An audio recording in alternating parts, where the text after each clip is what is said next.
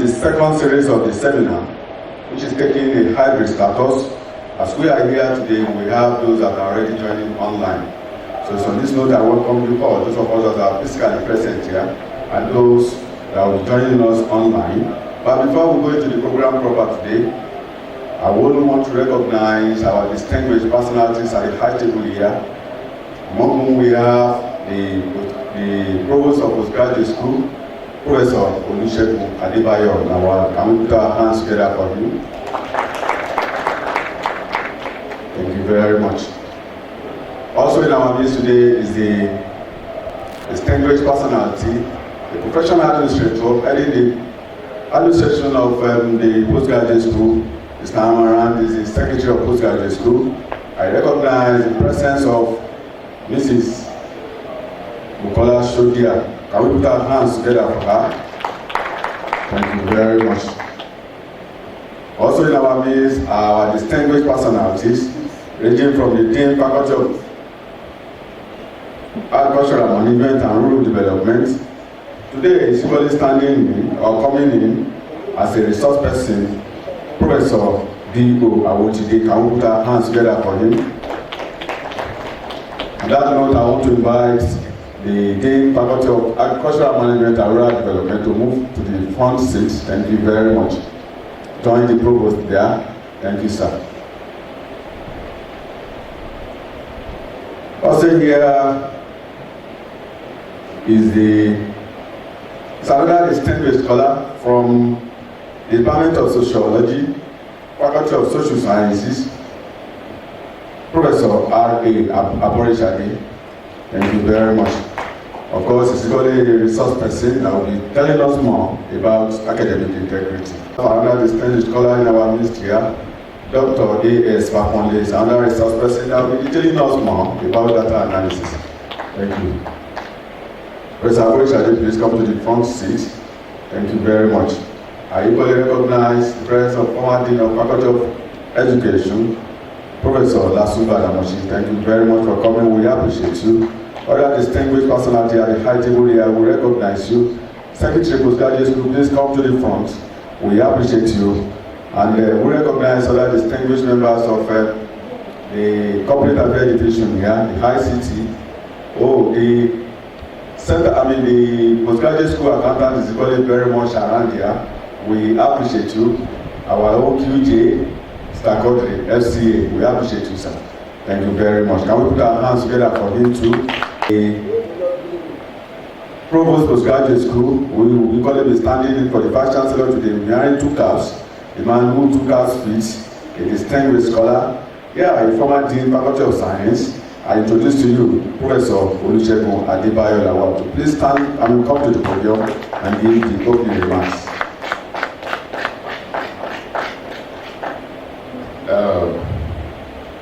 I asked to stand against the protocol. I want to appreciate the Vice Chancellor of this great standard of learning, in person of Professor Ayodeji Johnson Abola, and the management team. We have the BBC account with us yesterday, and I'm sure she's still going to be here because I know a lot of meetings going on.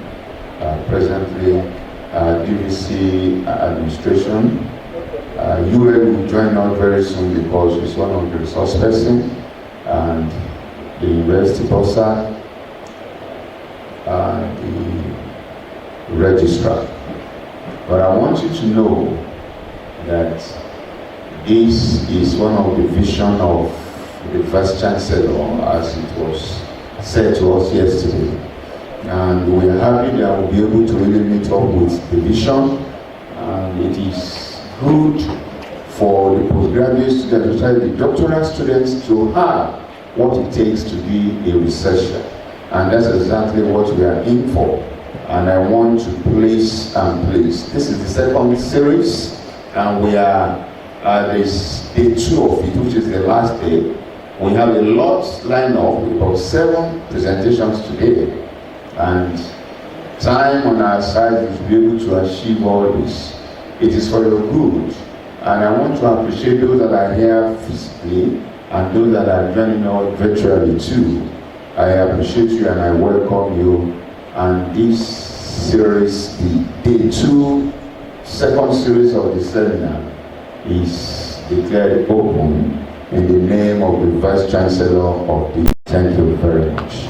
Permit me to start on the existing protocol.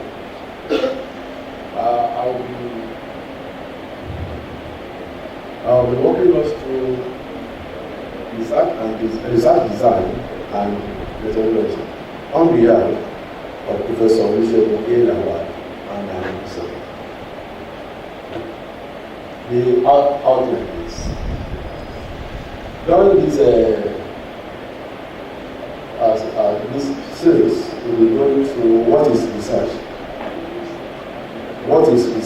design, elements of research design, types of research design, research methodology, importance of research methodology, types of research methodology, and elements of research methodology. And thereafter, we will end with the concluding remark. Now,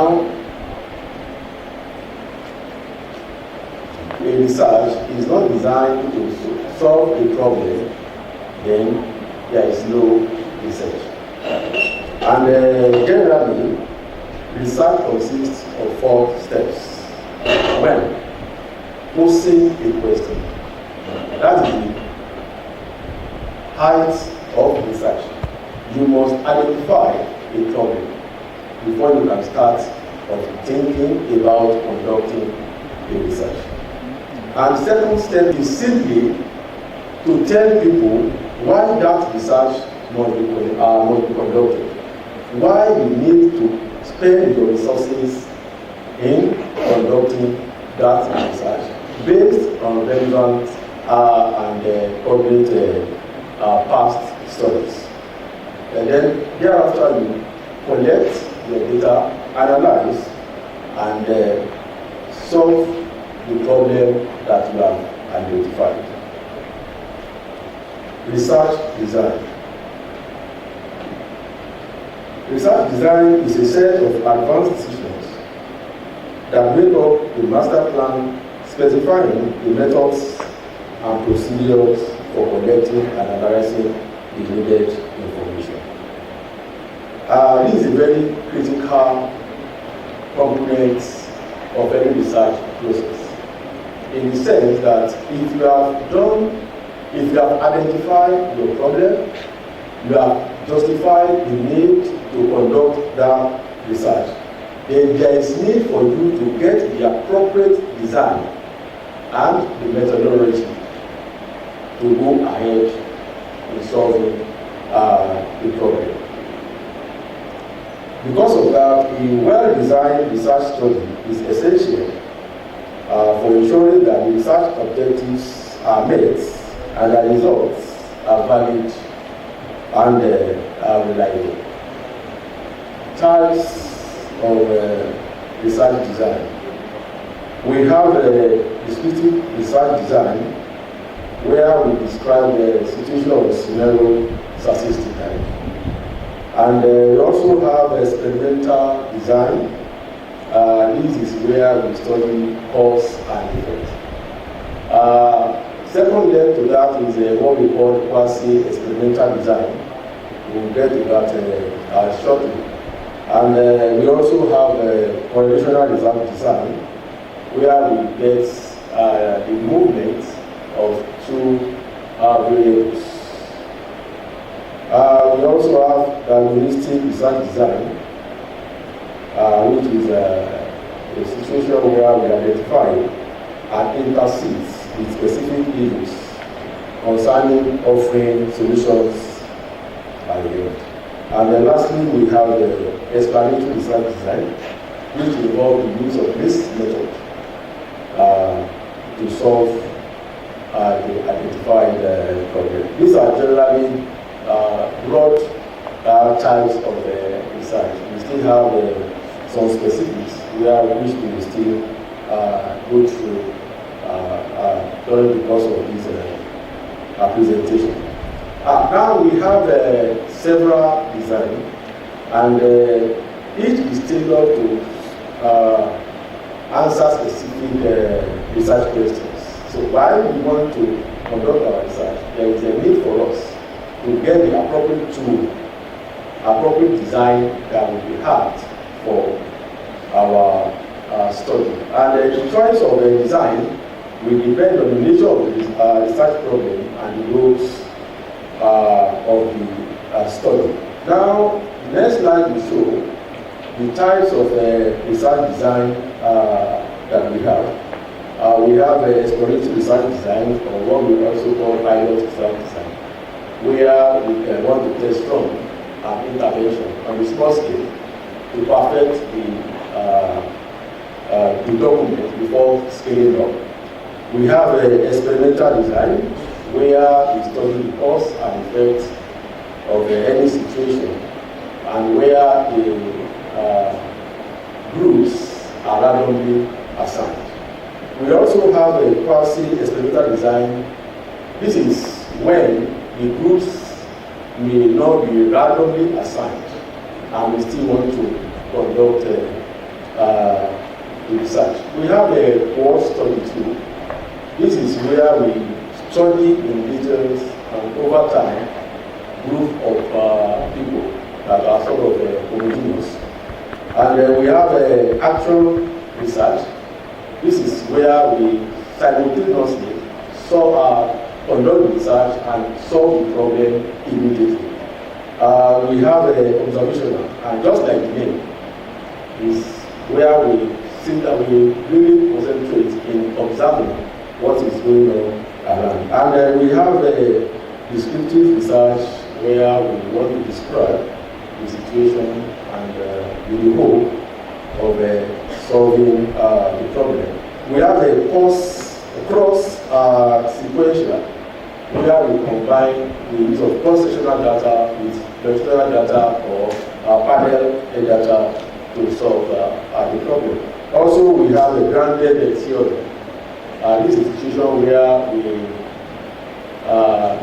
develop theories to solve the problem.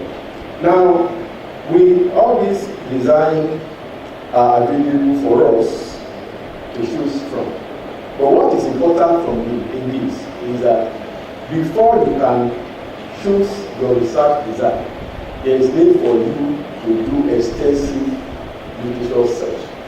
That is the only way that you can be guided with respect to the kind of research that research design that you are going to use. Now, with that, we move to research methodology. Then, after getting our research, after picking or selecting our research design, the next thing is the methodology to achieve the set objectives. Now, the research methodology is a collective term for structured process of conducting research, and it starts from the study area. Starts from selecting your sample, collecting data analysis, also, and that we are going to go through briefly as we move on. And why is research methodology important? Research methodology is we address the following questions. One, why the research study has been undertaken. It is through the research methodology that we can get an answer to that. And also how the research problem has been defined.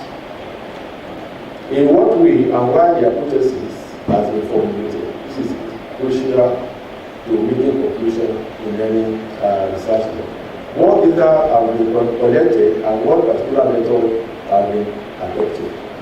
Why particular technique of analyzing data has been used. And finally, we have a use of similar and other questions which are usually answered when we talk of research methodology concerning research problem or story. Now, we have three broad research methodology types. We have the quantitative, methodology, where we get our data measured, and also we have qualitative, where we get responses that are really not quantitative in nature. But at the level of analysis, some qualitative data can be converted to qualitative for analysis.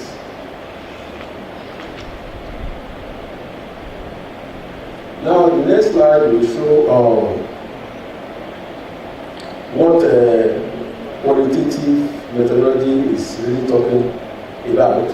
And this kind of methodology is used to assess studies like attitudes, behavior, and opinions of people with respect to what they are studying and the problem that we are solving. The key elements of research design.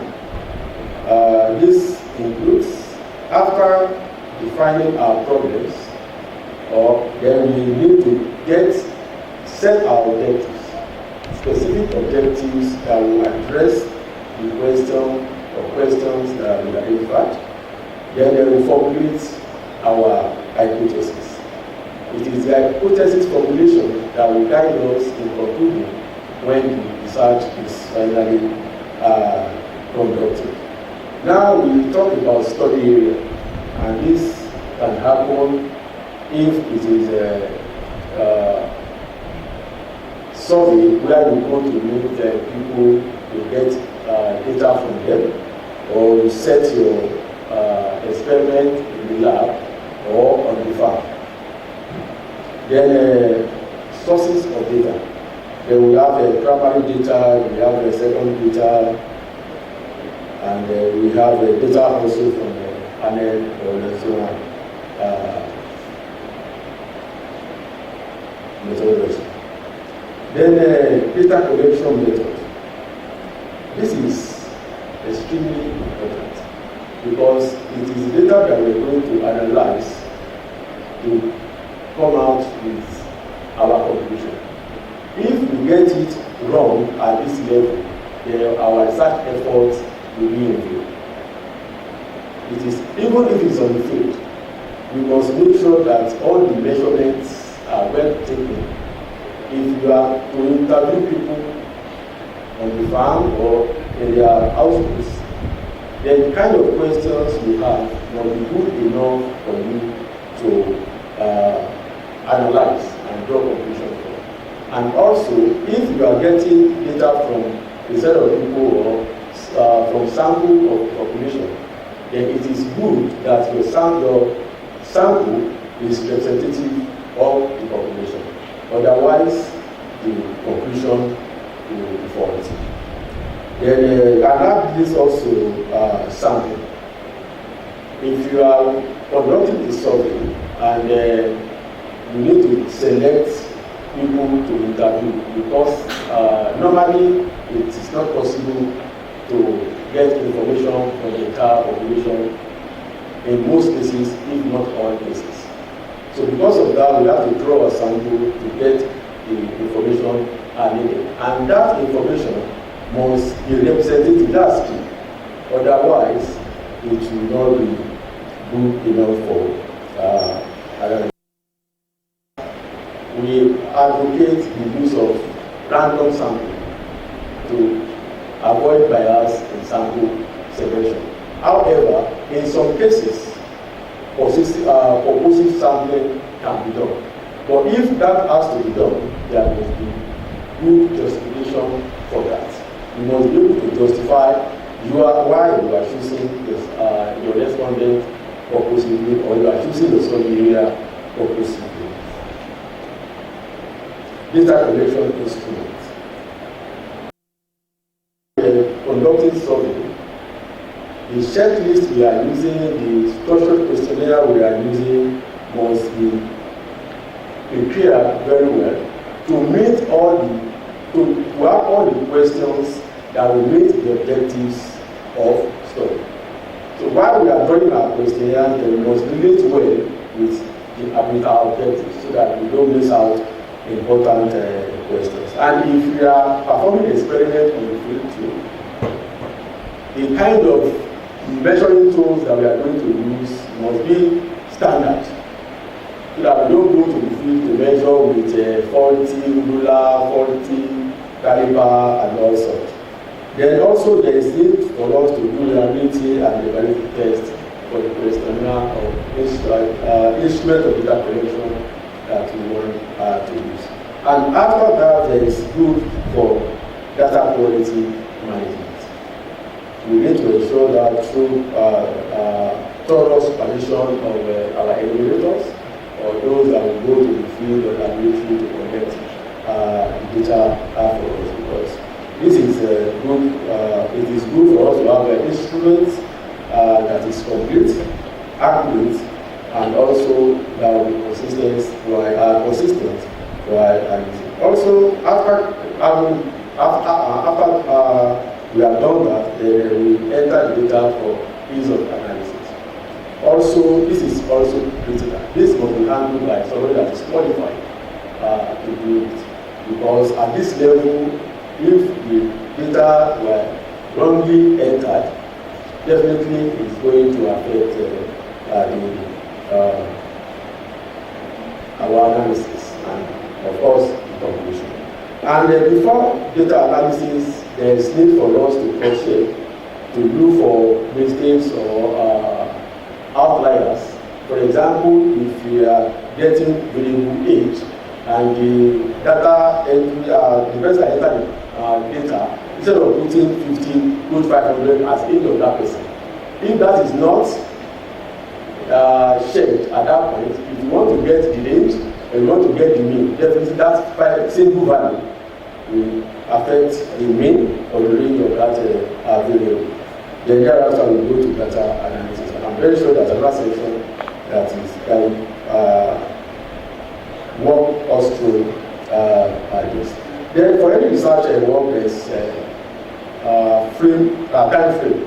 We must be able to establish a timeline for the research project, including when data will be collected, analyzed, and reported. And of course, there is need for ethical presentation. This is very important because there are some surveys that you have to get the consent of the respondent before you go ahead. Even if you want to get data, for that, you want to collect blood from somebody, then you have to follow. This is very, very crucial. Then you must think about your resources too. This will determine the scope of your research. Because if you want to do a big research, then you know definitely that you need adequate funds to do that. Then finally, data presentation and reporting. This is also very key. If you have done beautifully in conducting research and you fail to report adequately, then it's as good as you have not done anything. So when you present your analyzed data, the way you report it is very, very key. And we have some problems. There are some problems that we need to avoid while selecting a research design and methodology. The first one I want to talk about briefly is lack of specificity. This is just to tell us that in our research work must be focused. We have to avoid having two studies in one. We have to focus. The second one is poorly defined research problem. We have emphasized that you have to have a properly designed research problem before you can think of conducting any research. I talked about that. Most people mean that with presentation. If I go through research work for people at PhD level, you see them saying as a justification of study, my study will be useful to researchers, to policy makers, and also no. You justify why you want to conduct that study, why that problem will be solved. Because it is not all problems that is worth solving. So if you identify a problem and there is no need to solve that problem, you don't have to research. Then also, you relate well with the past. That this will also guide us on. Then we have provincialism. What this means is that we try not to narrow our work to the extent that it will be good enough for generalization. In terms of the study area, the school, and all, we must be able to do research that will be applicable to other areas. Then also we need to have our objectives, hypotheses, and questions defined.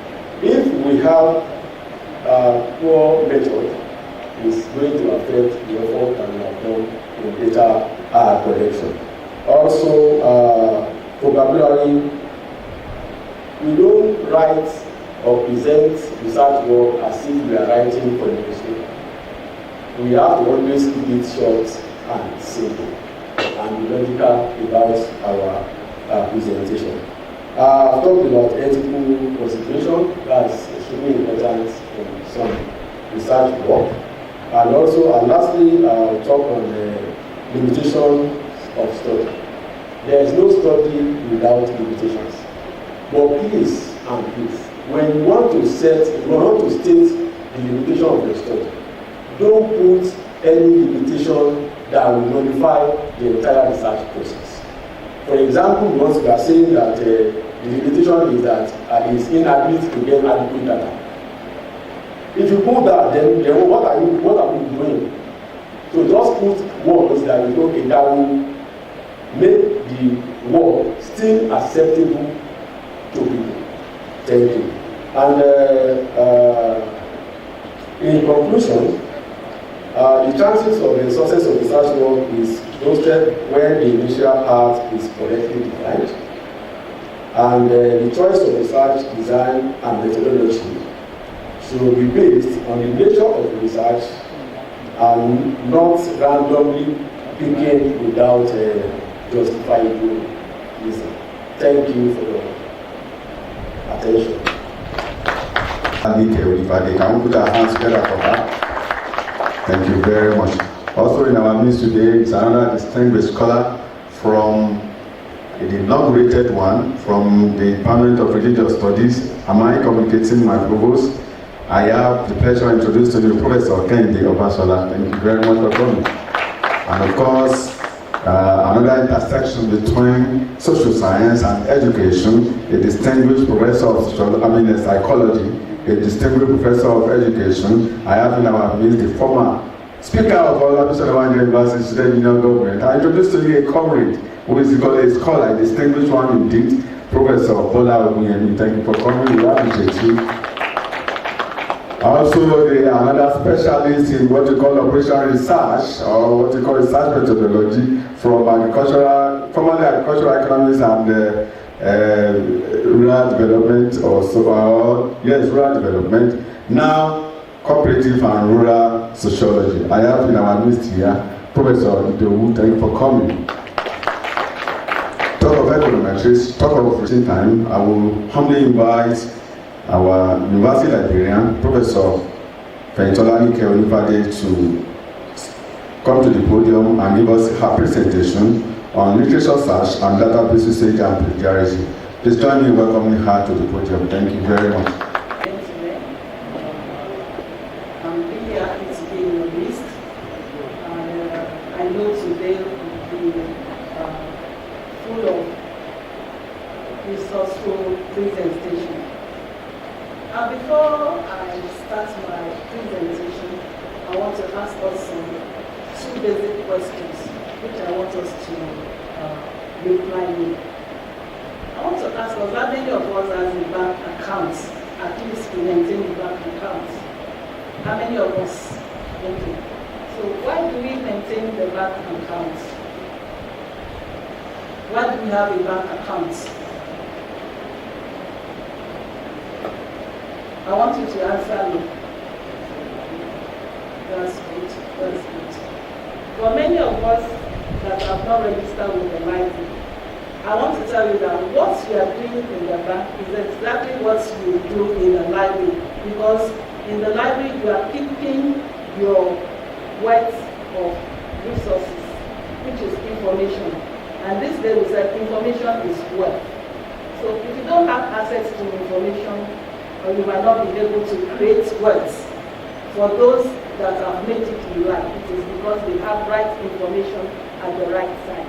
So please, I want to implore you to register with the library. We have a lot of resources there, and they are meant for you. And if you don't use it, that will mean waste of resources. There won't be return on our investment, and the university has spent a lot of money to acquire that sources there, so that it can be useful for you. And when you use it, you come out better. Now we want to talk about literature search and database usage. Literature search and database usage. Many of us will say, what is literature? Should we be using it? There are books written and then we have access to them. Well, I want to let you know that in the academics, literature means the formal writings that are meant for scholarly purpose. They are academic writings that are meant for scholarly audience. So literature includes books, journal, bulletin, and any peer review article that you consult in your academic journey. So in academics, literatures can include any academic writing, whether in chemistry, biology, sciences, arts. It is not only arts. That's what I'm trying to bring out. So when you talk about literature, we are not referring to literature books. It means resources that has been written, formally written by experts that we can consult when we are in need of information. And why do we need to search for literature? As researcher, you agree with me that this day we talk about information overload. There are information everywhere. So, but you need to go through this information so that you will be guided. You'll be able to navigate the vast ocean of knowledge. There are a lot of them. So you want to see the ones that are relevant for your needs to complete your assignment or to embark on your research. So you need to search for literature. And another thing is that when you are embarking on a research, you need to understand the concepts. And you can't understand the concepts unless you consult what other people have written about that concept. And at this time and age, there's nothing that we want to do that somebody has not written or done before. We are only trying to fill the gap, or we are going to improve on that area. So you need to know what other people have written on that subject or topic before you embark on your own. And by that, you'll be able to identify the gap you want to fill, and you'll be able to gather the materials that will give you information on the research you are embarking upon. And like I told you, there are a lot of research is going on, so you need to be updated on the trend of events in your field of study. So if you don't search for literature, if you don't search for literature, you won't know what is going on, and then you might be doing duplicating what other people have done. So you need to update yourself. So you need to search for literature.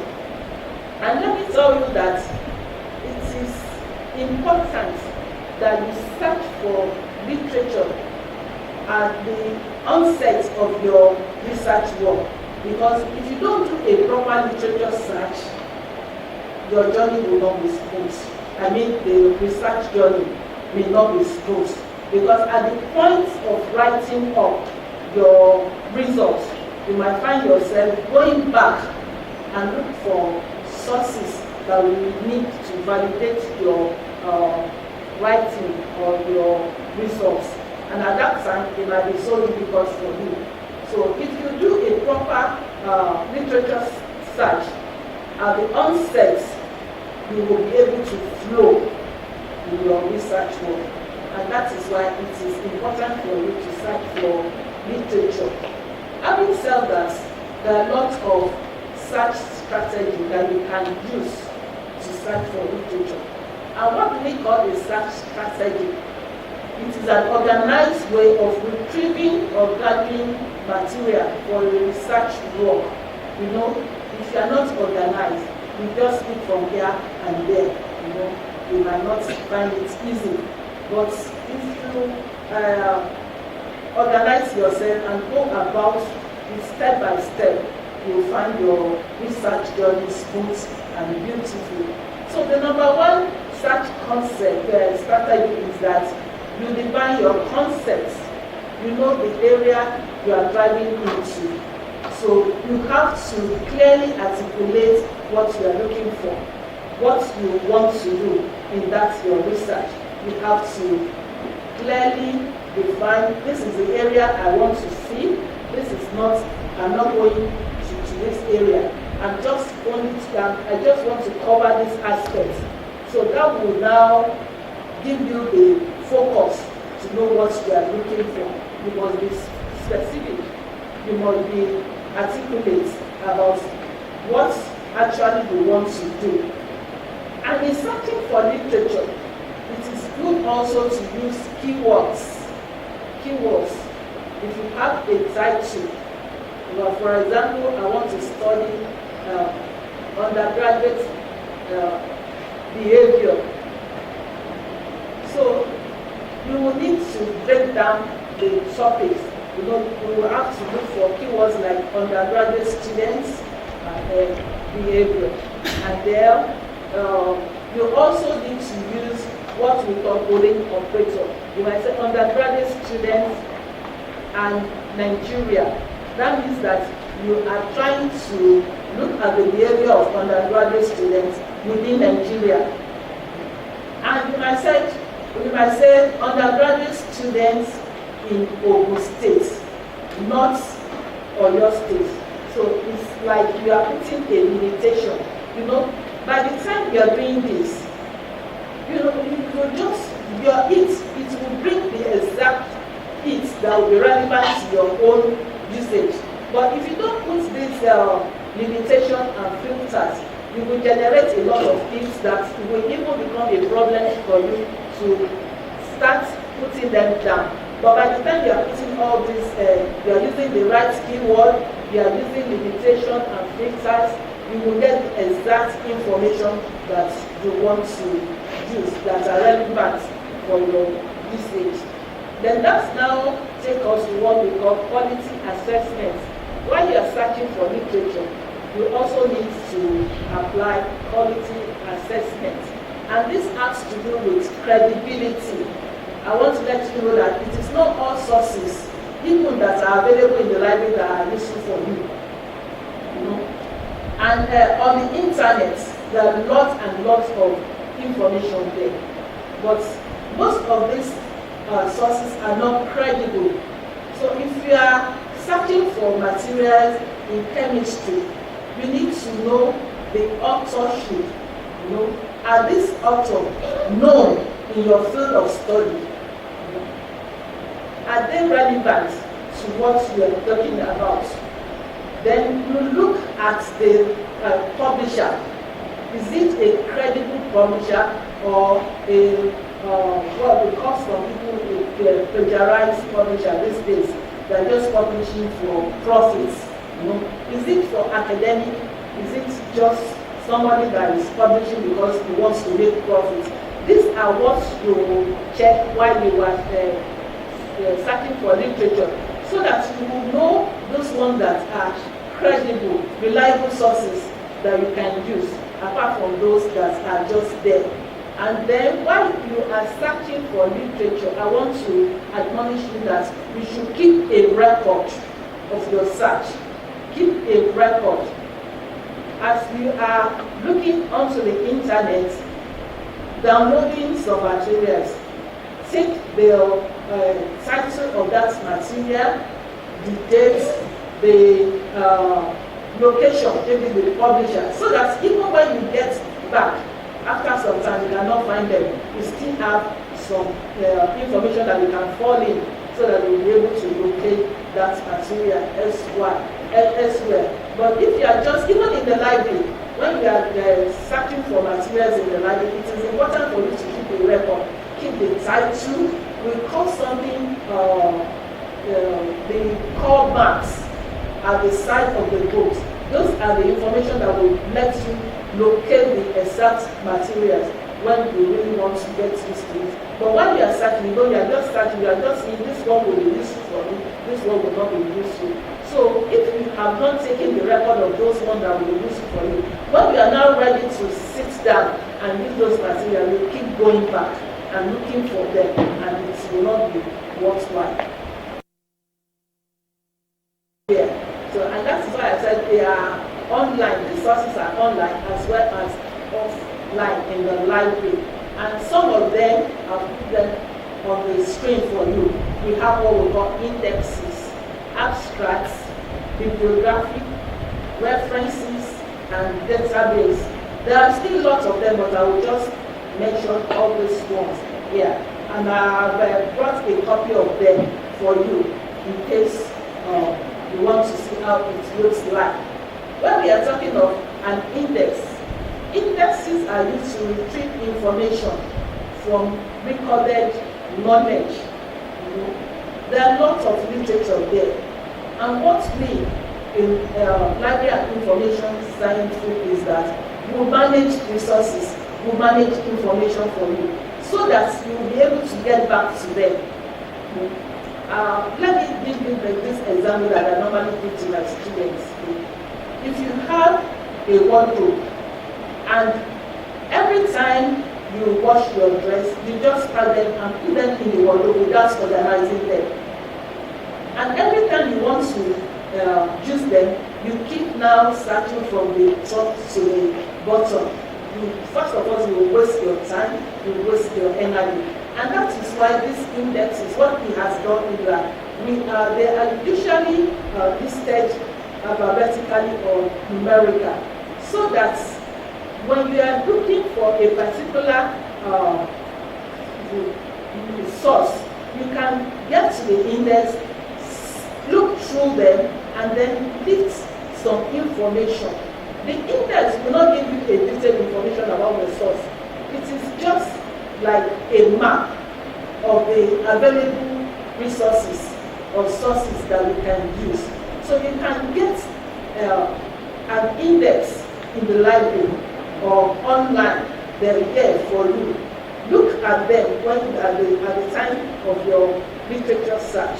If you look on the screen at the left corner there, you will see what we call a catalog box. And what we have done is that to put together all the resources that are available within the library. So, and nowadays, they are also online. We call them OPAC, Online Public Asset Catalog. So you can just click on them with your keywords and search for the materials that you will use. And another thing is that your Google search is a kind of an index. You know, when you put your keyword on the search engine, it will generate a lot of hits for you. So when it generates a lot of hits, you can now begin to now see, okay, I'm using this one. It is that when you have picked the one you want to do, that is the time it will now take you to the full test if they are available. And that is also what the library catalog do for you. When you search through the library catalog, we have subject index, we have author index, and we have subject. It depends on how you want to go. If you know the title, there's no need for you to go through the author. Just go through the title and locate the title. If you know the author, you can use the author index And if you don't know the author, you can use subjects. Like you can use, if you are searching for something on biology, you go to where you will find subjects on biology. If you are searching for something on chemistry, you can use that. By the time you use all those ones, like I told you, they won't give you the full information. They will just take you back to the location where you can get that source. And we have some, I will still let you see what an index looks like. Also, we have abstracts. Most of us, this word is not strange to us because we sometimes submit proposal for publication, they will ask for an abstract. But in this case, the abstract we are talking about is a brief synopsis or summary of the most important points that the author has made in his writing. And all these abstracts are put together by information professionals so that it will aid you when you want to search for your literature. So the abstract as well will not give you the full information. But by the time you consult an abstract, and there are different abstracts, we have subject abstracts, we have periodical abstracts, we have biological abstracts, and we have chemical abstracts. They are like that.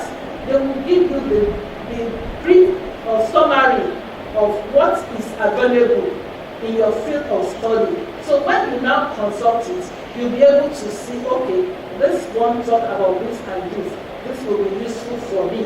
And it also helps you to be updated in your field of study. You don't need to read all the things before you get the literature that will be useful for you. So, but the abstract will give you the key points, the methodology, the system that you can embark upon while you are doing your research. And that is why they are important.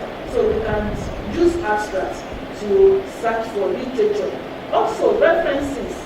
References are those lists of sources that an author have used for a write-up. So when you are using your journal or journal article, you can also see the list of references at the back of the write-up.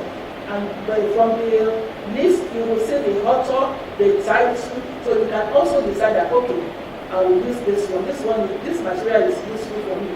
So references are citation sources of information that will be useful for you while you are searching your literature as well. So we also have what we call bibliography. Bibliography is like reference, but it's more detailed than a reference. Reference is not at the back of the write-up. They are purposely compiled to aid researcher. So when we talk about reference bibliography, it means that a list of material that are available in a particular field of study, a list of sources that have been published over the year in a particular discipline. So we have different types of bibliography as well.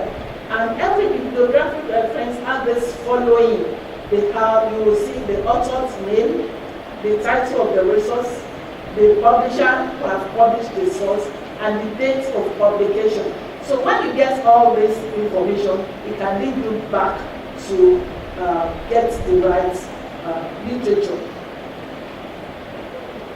Now let's talk about the database. The databases are organized collection of structured information or data that are stored electronically or within a computer. So I want you to underline the word structured information. So any database is not just any information that we get there. They have been compiled, they have gone through peer review, they are purposely brought together. So, and it provides access to a wealth of useful research material from academic journals, newspaper, magazines, e-books, and other academic sources that you can think of. There are many databases, like I've told you, and I will just talk of about 6 of them here. We have what we call open access databases. These ones are open to everyone. Anybody can use them. They are not restricted. You can find them online and you can use them. And we have closed access. These ones are subscription based. You have to pay a token before you can access them. Also, we have what we call bibliographic database. Like I was talking about the bibliography before.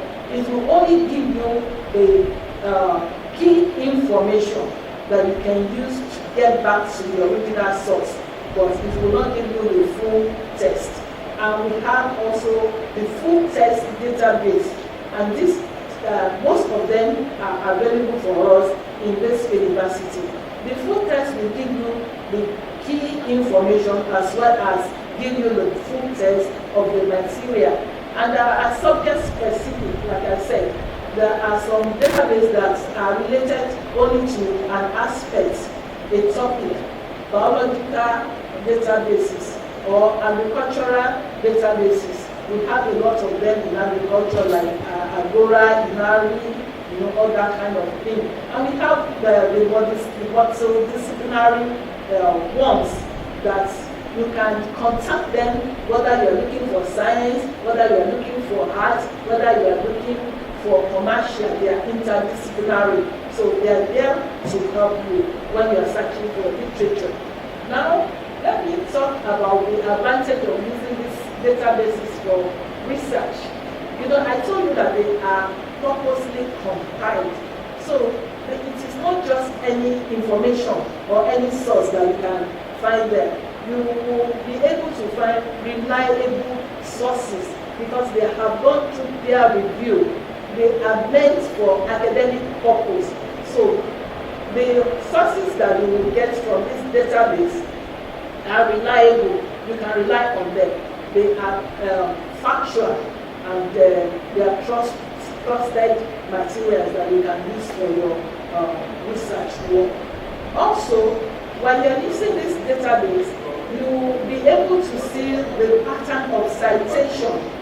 There are different referencing styles.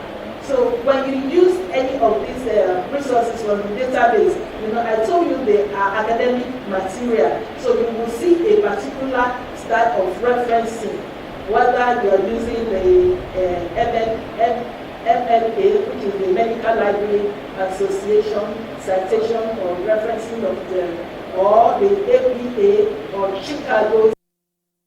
Speaking of accessibility here, because the university has been managed to acquire a lot of databases for us, and because the university have acquired them, we have paid for it and they are accessible to us. So access to them are guaranteed. Now, when I said, okay, I know some people that say, I don't need to come to the library, I get all my resources on the internet. But there are some things that are, like I said, an advantage that you get when you are using the database. The first thing is that anything that you use from a database, you can be sure of the authorship, the authority. It will be an acceptable scholar that have written about that material that you will be able to use. But when you are talking on the internet, anything can be placed on the internet. You yourself, you can write ABC and put it on the internet. So most of the time, the resources that you get on the internet, they are not authentic, unlike the one that you get from the database. And from the database, you might get fewer materials, but you know that those materials are limited, are reliable, and they are relevant to your use, unlike the one that you get on the internet. And another thing is that when you are using the internet to source for your materials, it's like it's not stable. By the resources you get on the internet today, by tomorrow, or let me say in a month's time, you get back there, you want to retrieve that same material, it might not be there again. But the one you get from the database are constant. They have been, it is there. Anytime, any day, any month, you can get there. And that is why I will implore you to try and use some of the databases that we have been subscribed to for you in the university. A lot of them are projected online. So we have a number of them. And this morning, there's another one that has been added to the called JGates. So we will soon give you the login details. And some of these ones, we are still working on them to make sure that you can access them outside the campus. So all these databases are available for you in the university, and you can use them. They are free for your use. So there are a number of them. There are some that are subject specific. There are some that are multidisciplinary. So you can use them to search for your literature. And now, if you look up there, when you are searching on a database, this is a kind of the template that you will see. This is a kind of template that you will see. You know, when I was talking about the keywords, the first column is talking about if you have a topic, you write down your topic in a sentence form and you now break them down into keywords.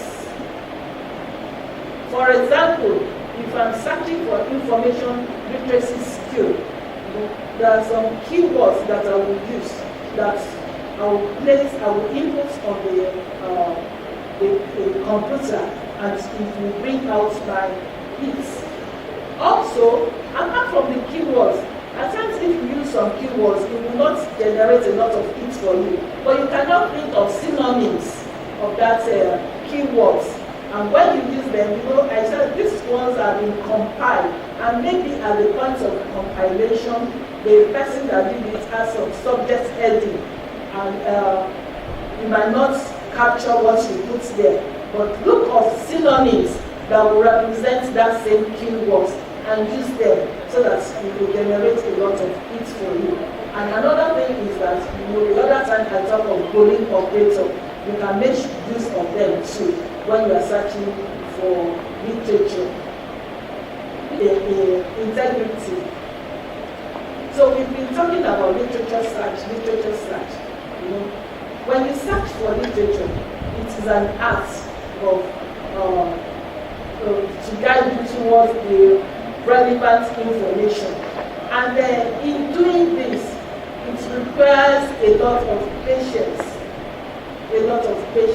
And that is why it is the first thing that you should do before you begin your research work. Because you embark on the journey, you have to do a lot of literature search and take a lot of patience to look for resources that will be useful for you. When I say we, I mean myself and Professor Tawo, that has authored this presentation on academic integrity.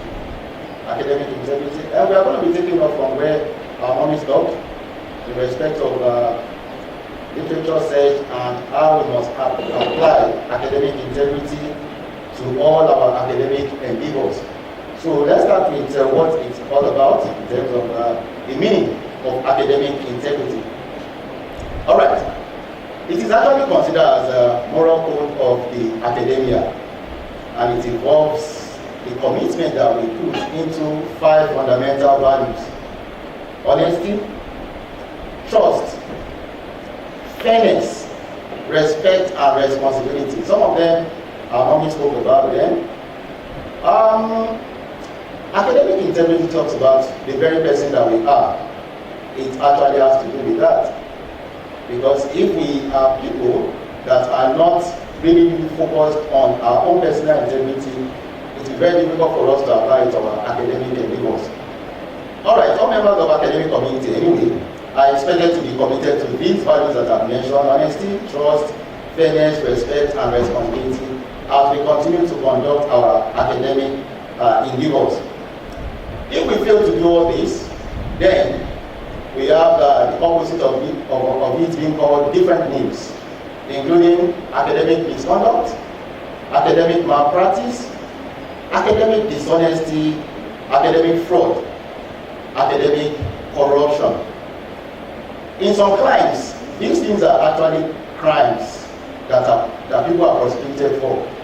I will go deep into it. Our mommy actually started from there, where you steal somebody's work or you plagiarize. So we'll get there. Let's move on. All right. Why is it important for us to mind academic integrity? Why is it something of importance?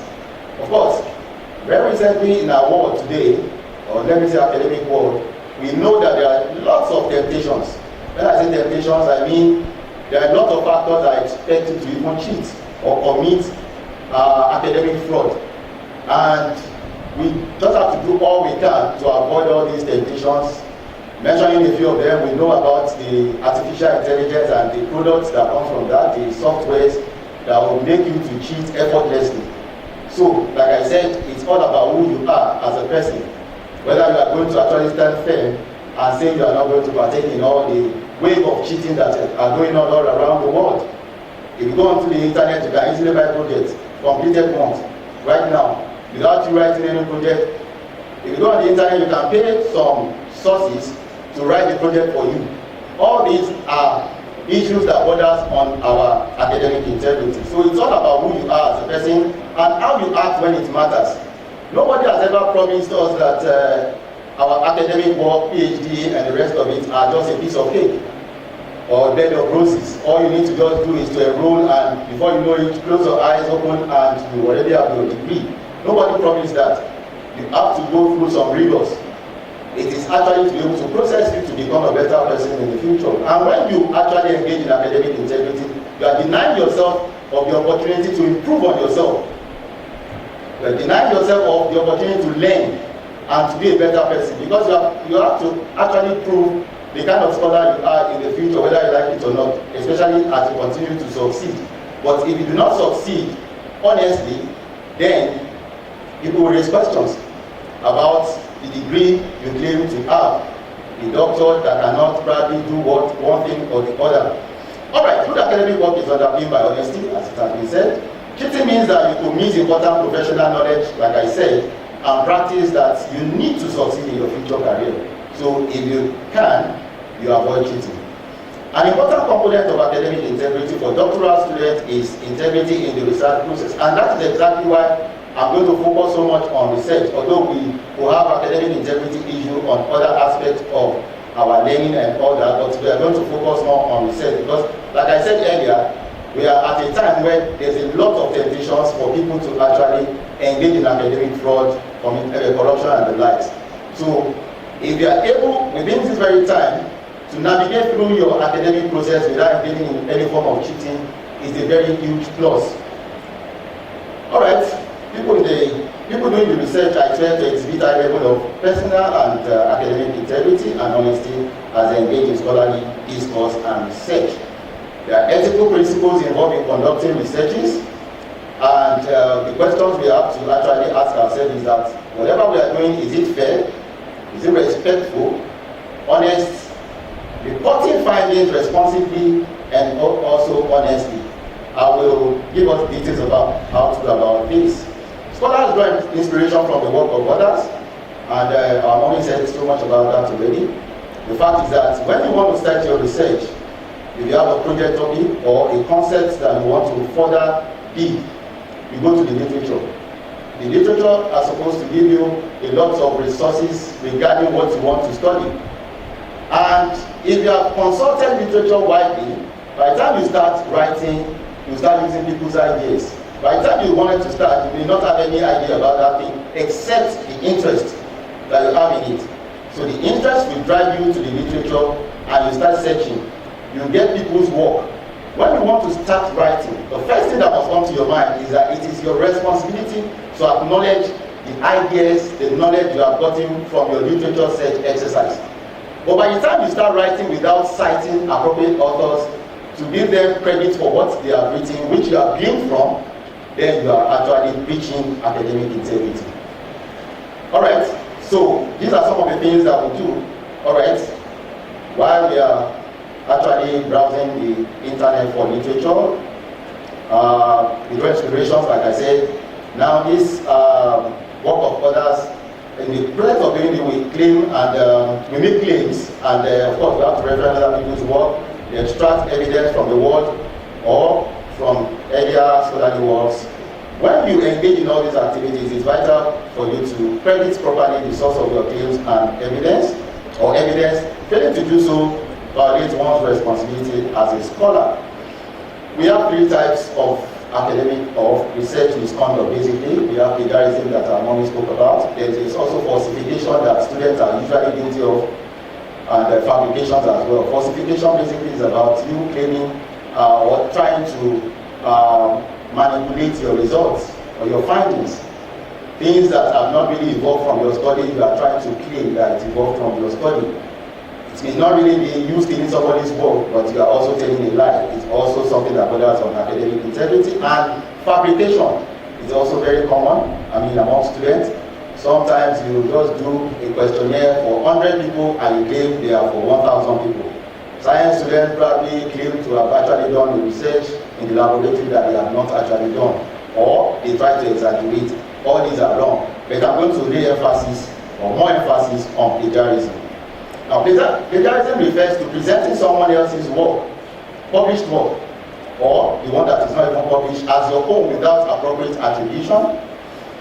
It includes buying, like I said earlier, that some people can easily buy work from the internet right now, stealing, borrowing, or obtaining or part of a particular paper. Hiring someone to write a paper for you is also plagiarism. The person may have actually done an original work, but as long as you are the one using it and you didn't actually author it, it is still plagiarism. Copying or paraphrasing another source without proper citation or falsification of citation. Building on the ideas of another without citation. Now, I want to lay emphasis on the paraphrasing. A lot of people believe that once they paraphrase, it becomes theirs. That is not true. What is important when you are paraphrasing, of course, you are expected to paraphrase anyway. If you are not paraphrasing, you have to put a quotation mark to indicate that you are actually taking the words of the author wholly. But when you get something from someone, you paraphrase in your own words, but the idea remains the same. The idea that you are getting from someone remains the same. For example, we have cholera outbreak in Lagos. If somebody probably states the cause of the cholera, or okay, in Lagos and some other states now, if somebody is stating the cause of the cholera, you are not using his words, but that cause that the person has stated or established is what you are trying to bring out. Then that is his idea. You have to give him credit for it.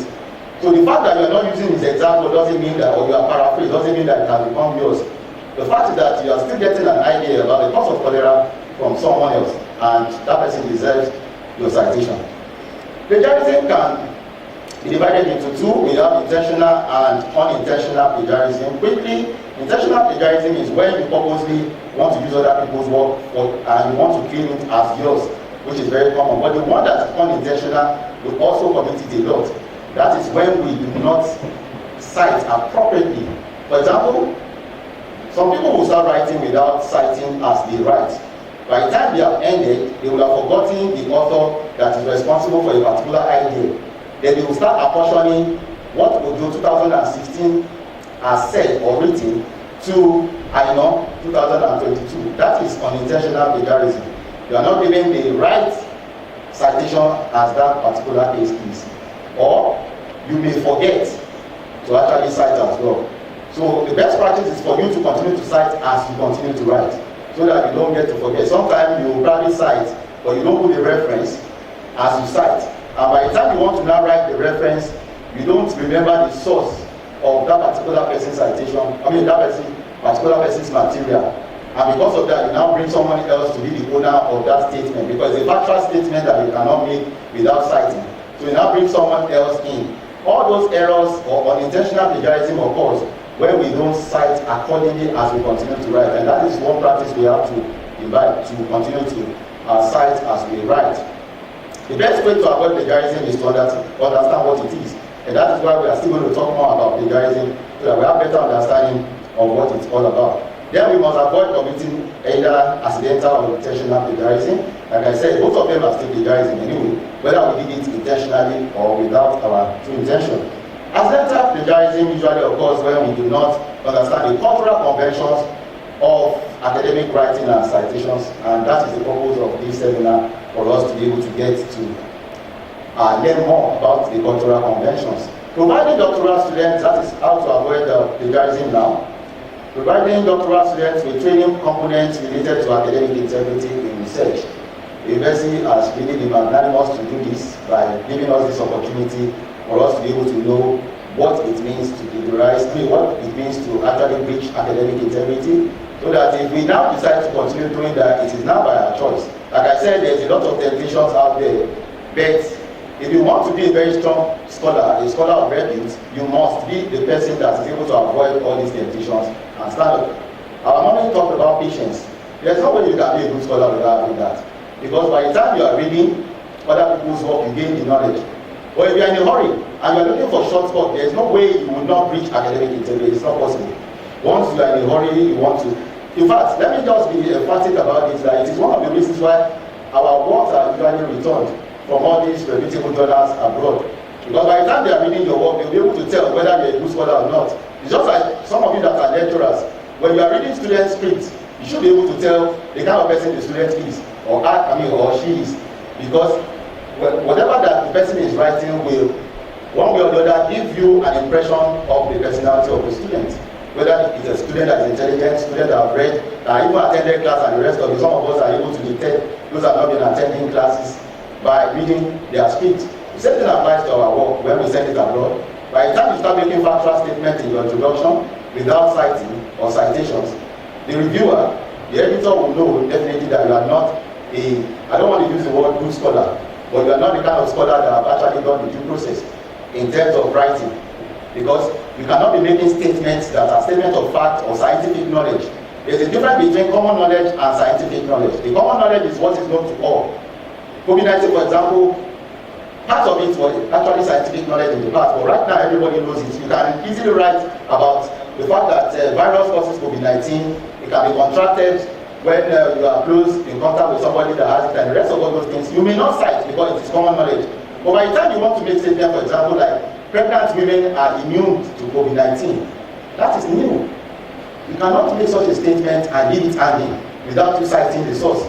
Now, let me tell you at this point that even if you are the one that conducted a study that probably found out that pregnant women do not actually contract COVID-19, you must put your own citation there. Because that statement cannot go without citation. And by the time a reviewer is putting source, parenthesis putting source, inside your work, he is inadvertently telling you that you are stealing. Once you start getting source, you're making statements and the person reviewing your work or that has reviewed your work is asking for sources. He's not going to say it because, in the academia we have to be very polite. But that is like telling you that this is not yours. So, indicate who that particular statement is from. That means that you have actually been doing something that is wrong already. So those are some of the things that makes all this, some of these editors are not very patient. By the time they see that you are not writing the way a scientific scholar should write, then they will just return your work. Some will be polite enough or probably magnanimous or generous enough to send it back to you to do the right thing. So you don't even need to put some work under, through Turnitin for them to know that you are plagiarized. Right from there, you will just know that no, this person is giving a lot of scientific statements and there is no citation. So we have to be mindful when we read to be sure that we are actually following the line of academic integrity. Changes of supervisory practices is another thing that will actually make our students to get to. For example, role modeling. Some of you have not read your supervisor's work. Especially reading the works of those that are able to publish. If you want to publish in any journal, the first thing you will do is to download sample copies from that particular journal. Maybe 3 or 4. Read them very well. Look at the standard, the way they write. Look at the way they cite. There was a time I submitted a paper to a particular local journal in Nigeria, and I cited like 4 or 5 authors for a statement. And the next thing, the reviewer was saying that no, one is enough. Why? if only the person has read that particular statement. There are some statements that you cannot actually write without you citing more than one author, because that statement is strong. And you have to indicate the agreement of different scholars on that very statement. You have to use scholars to substantiate the claim you are actually putting down. For example, the very one that I made mention of, that pregnant women cannot contract COVID-19, is a very strong one. And whoever is reading will probably believe me more if I cite like 6 authors. So you will know, okay, this is not just one person that actually made a mistake in result. We are talking about 6 authors now. Maybe what the person will now do is to go to the journals that are published. Because if they are also reputable journals that have published the work of those 6 authors, then it is taken. After all, the person has not conducted a contrary or gotten a contrary result. So if journals that are reputable have published 6 authors saying that pregnant women cannot contract COVID-19, then it is taken. Alright, apprenticeship, okay, like I said earlier, we work in line with what our supervisors have done, and we'll be able to learn from them. Constructive feedback also from the supervisor, very important in order for us to be able to developing the right attitude towards academic integrity. Like I said, it's all about our personality. If we are somebody that is highly principled, it will be very difficult for us to be able to align with academic integrity.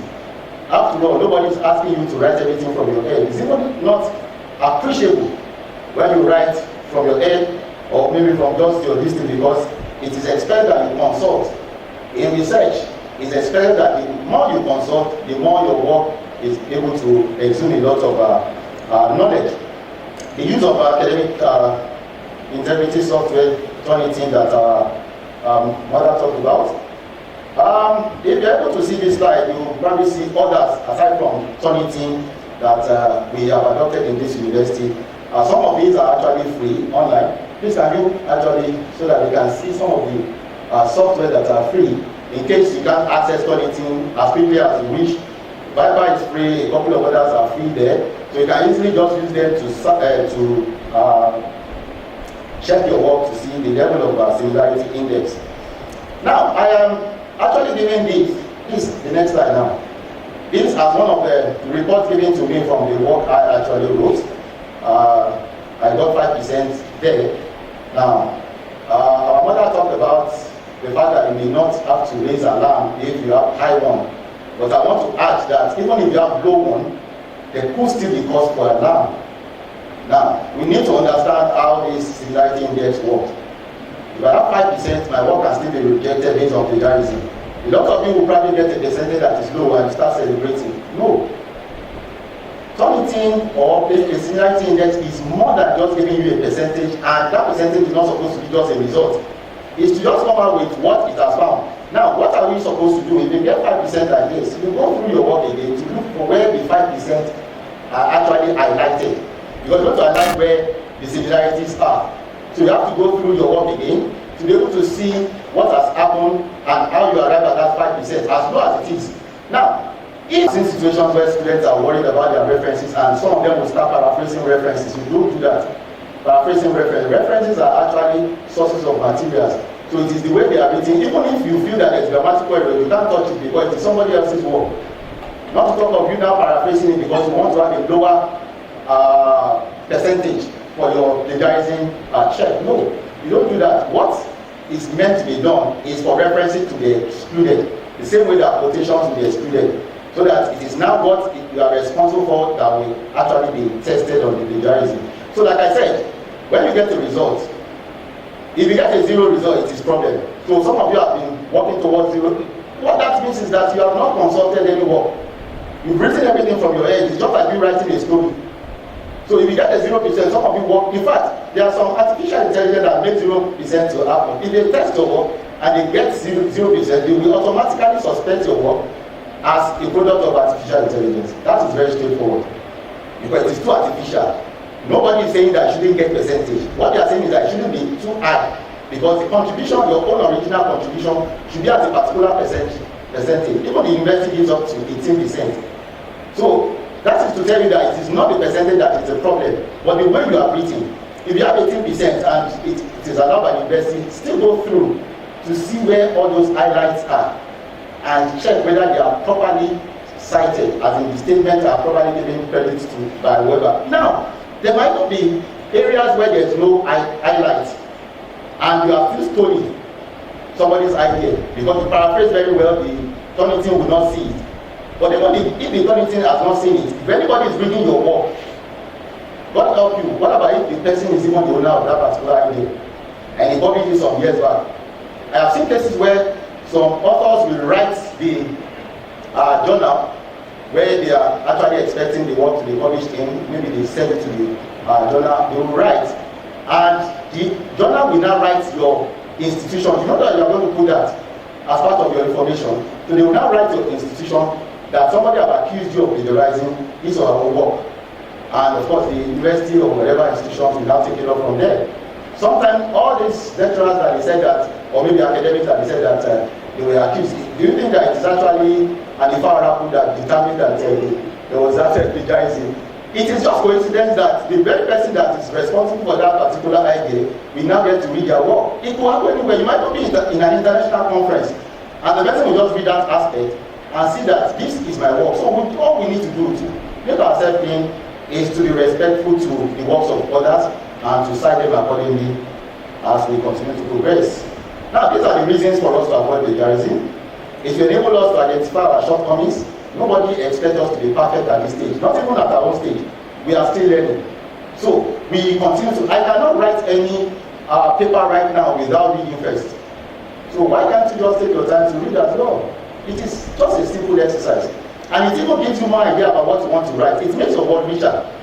So it enables us to identify our shortcomings in academic writing and improve our skills, which is very important. It offers opportunity to engage with ideas and deepen our critical thinking and writing skills.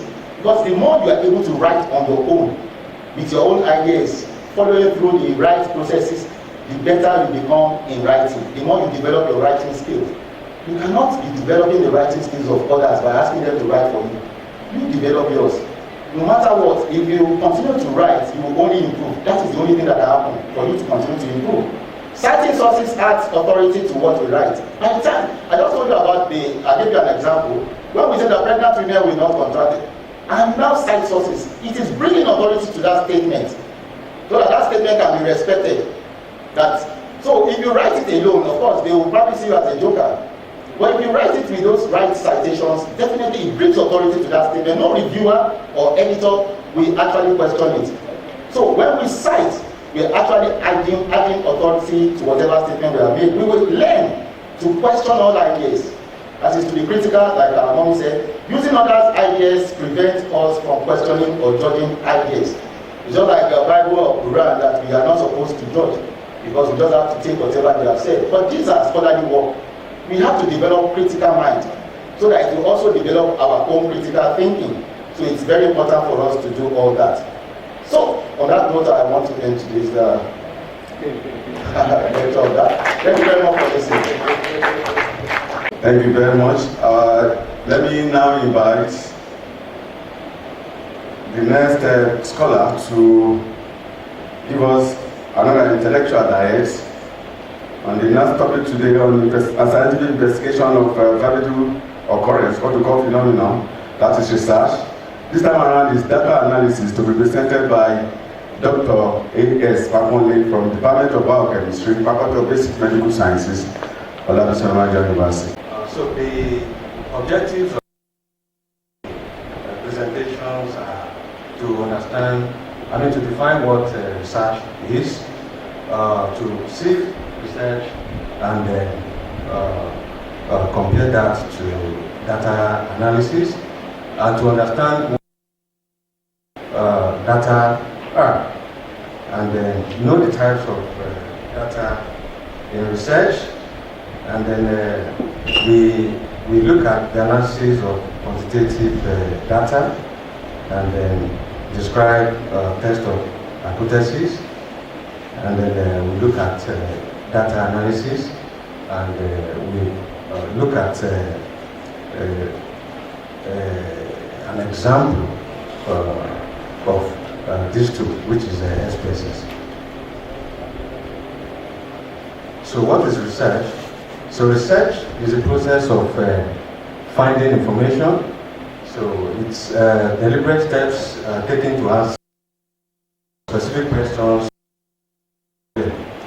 and it involves data, information and evidence and analyzing them. It also involves identifying research questions. But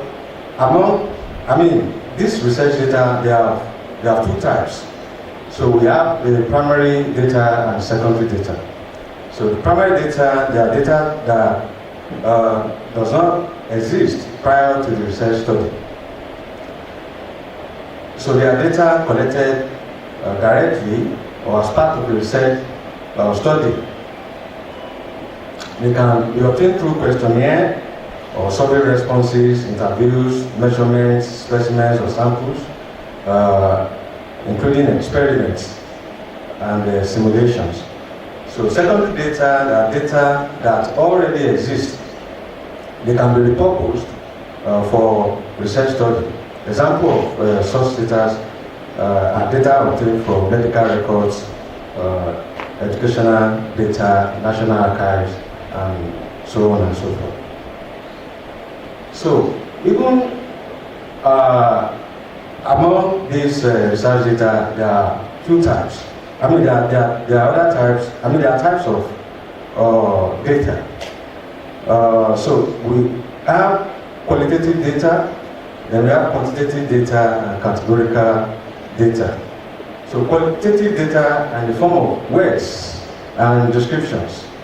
So observation of these data is subjective and harder to analyze. Take for example, how do you describe taste, experience, texture, opinion, images, objects, and so on and so forth. But quantitative data, they are data expressed in numbers of numerical figures.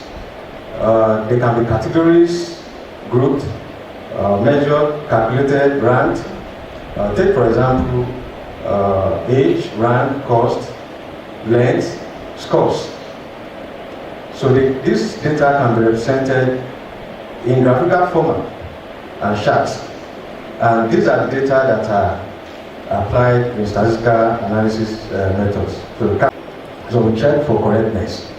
Then you can also do data coding, which is grouping and assigning values to responses. Because it is easier to deal with small buckets rather than massive data piles. So we can apply descriptive statistics and inferential statistics to quantitative data.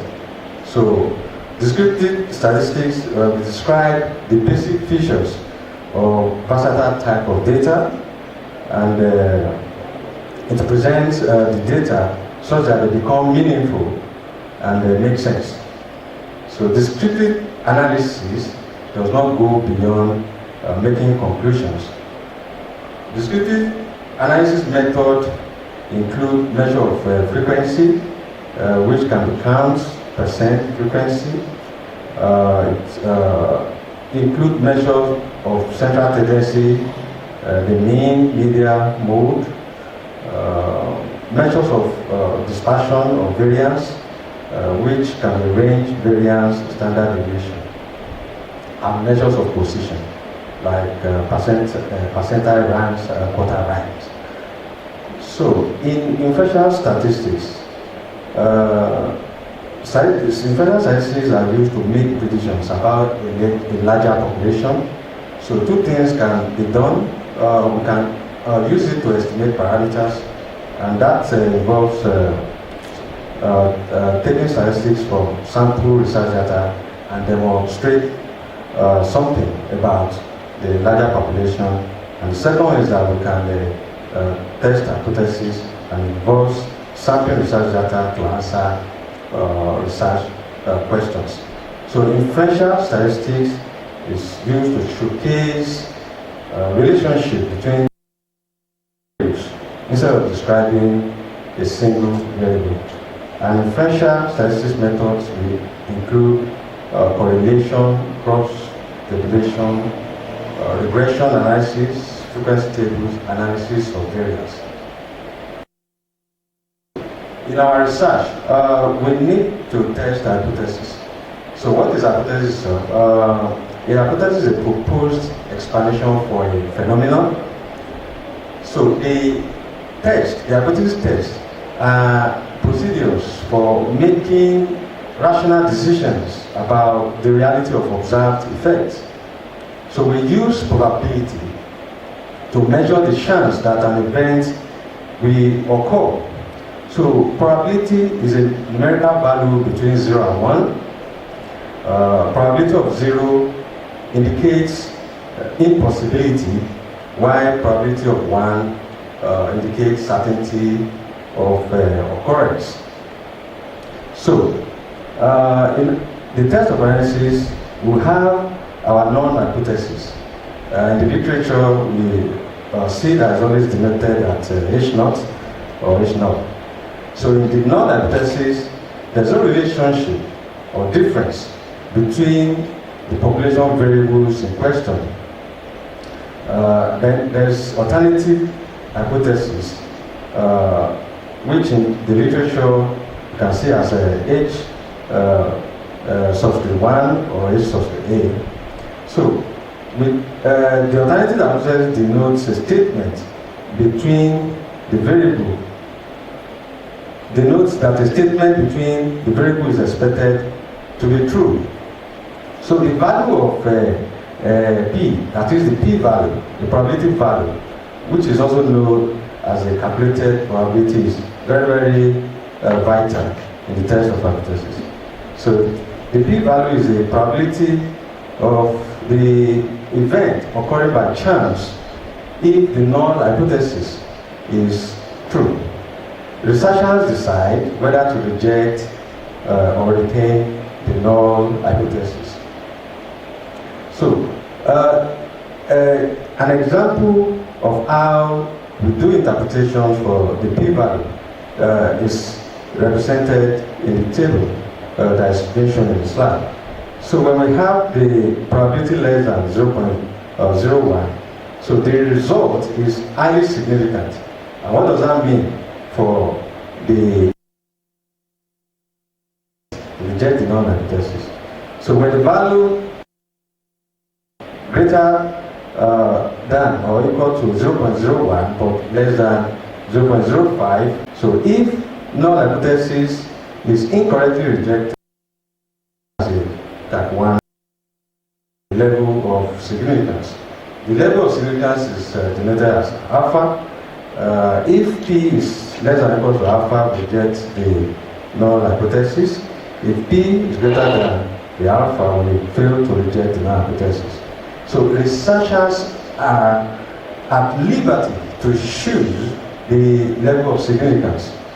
That indicates the confidence in percent in accepting the alternative hypothesis.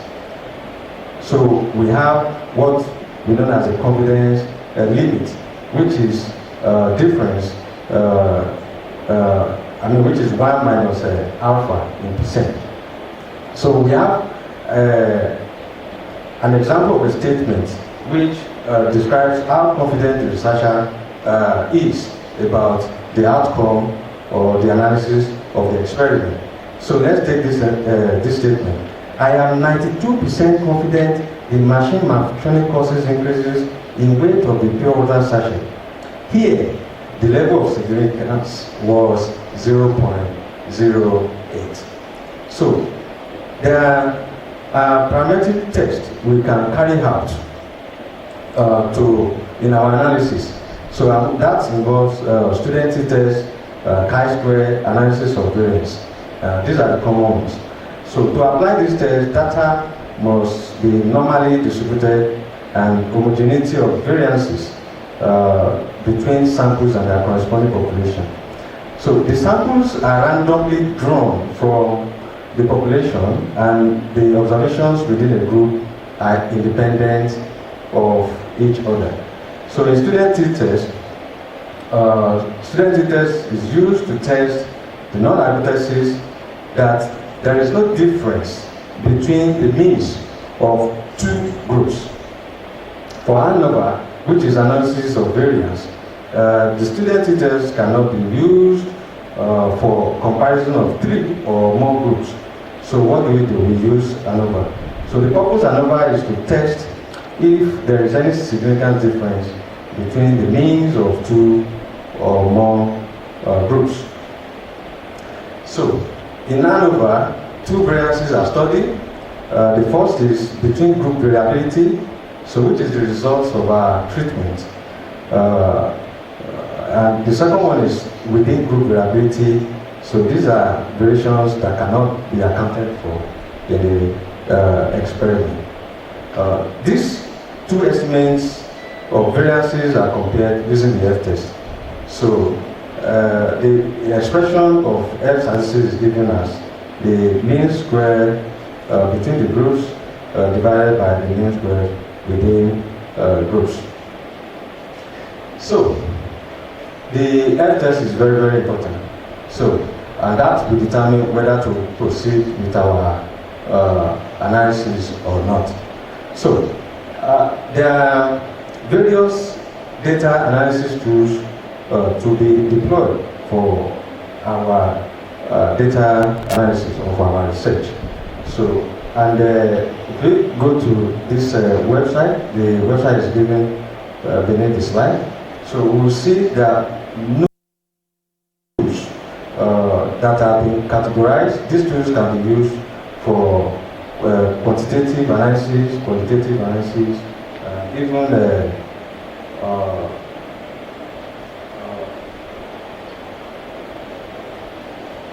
visualization tools. So for quantitative analysis, we can see PyR, we can see SPSS,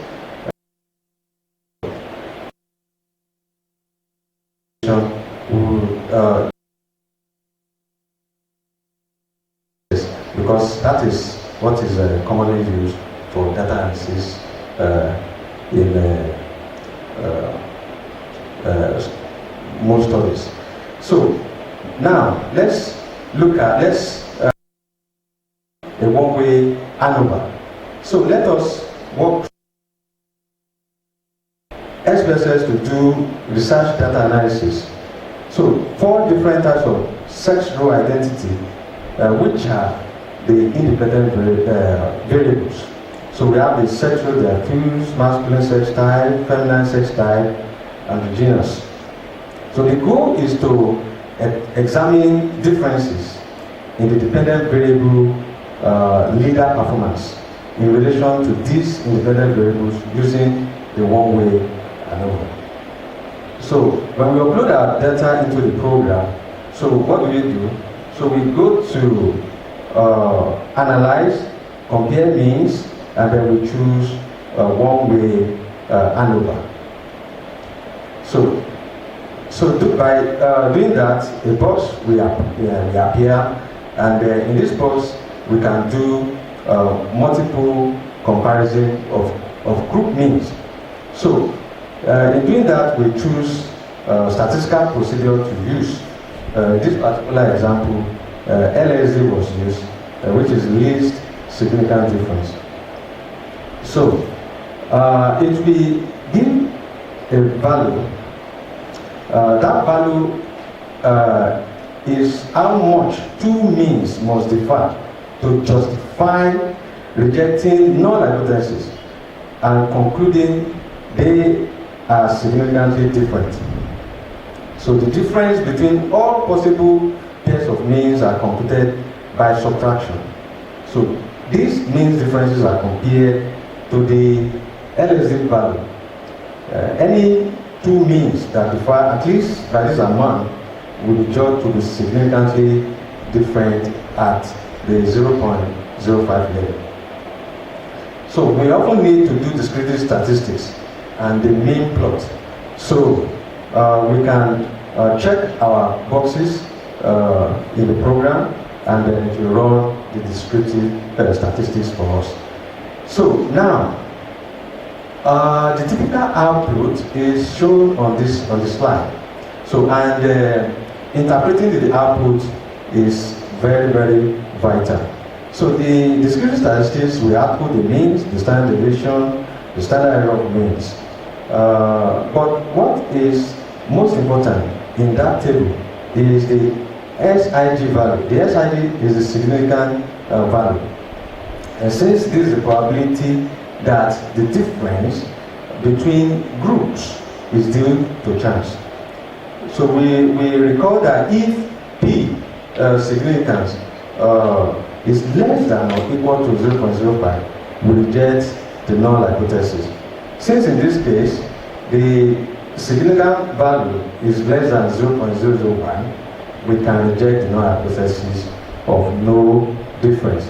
That is, the difference is not due to chance. So, let's take a look at the multiple comparison table. So, the mean performance score for one group will be compared to that of the other three groups listed in the second column. We can see the second column in the yellow highlight. So, then when we take a look at the third column, we see an asterisk. So an asterisk next to the mean difference flags the pair of group means as significantly different at the 0.05 level. So when we run analysis and do multiple comparison, we should look out for the asterisk. So and it indicates those ones that are significantly different. Those ones are not due to a chance. So, to make interpretation of this analysis, so we need to be able to write the results in our report. An example of how that result is being put in the report is given in this slides. So I will just read and you can follow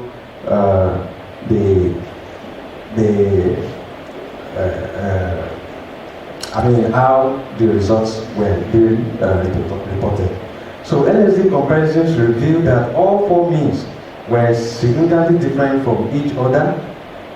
Androgynous employees had significantly higher mean leadership performance rating. So we can see M in bracket 7.27. So when we look at the chart is the mean plot. So we can see the one that is on this side is the highest one there. So that is for the androgynous.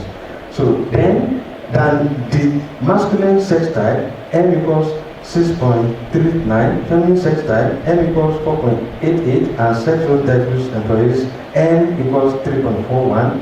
So masculine sex type employees receive significantly higher performance ratings than the feminine sex type and sex role diverse employees. So this is how we can incorporate the results of the analysis into our report.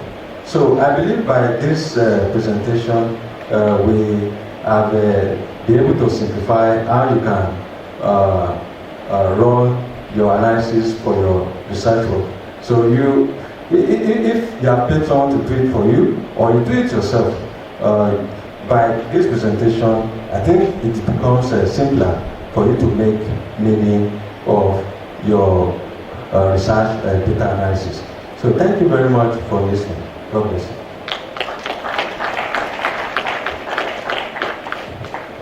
Thank you very much, Dr. Fakunle from the Department of Biochemistry. Can we appreciate him again? Thank you very much, because when you see a doctor coming to, meet with a professor, you know what that means. It shows clearly he's been tested and trusted in this regard. Can we appreciate him again? He's doing that along with Professor A.P. Peterson from the Faculty of Education. Thank you so much for that good presentation on data analysis. Thank you. Now, I will now invite Professor Bola Abuyemi from the Faculty of Social Sciences, Department of Psychology, to give this presentation on how we present our results after going through the scientific analysis of this phenomenon you have chosen to do. Thank you very much.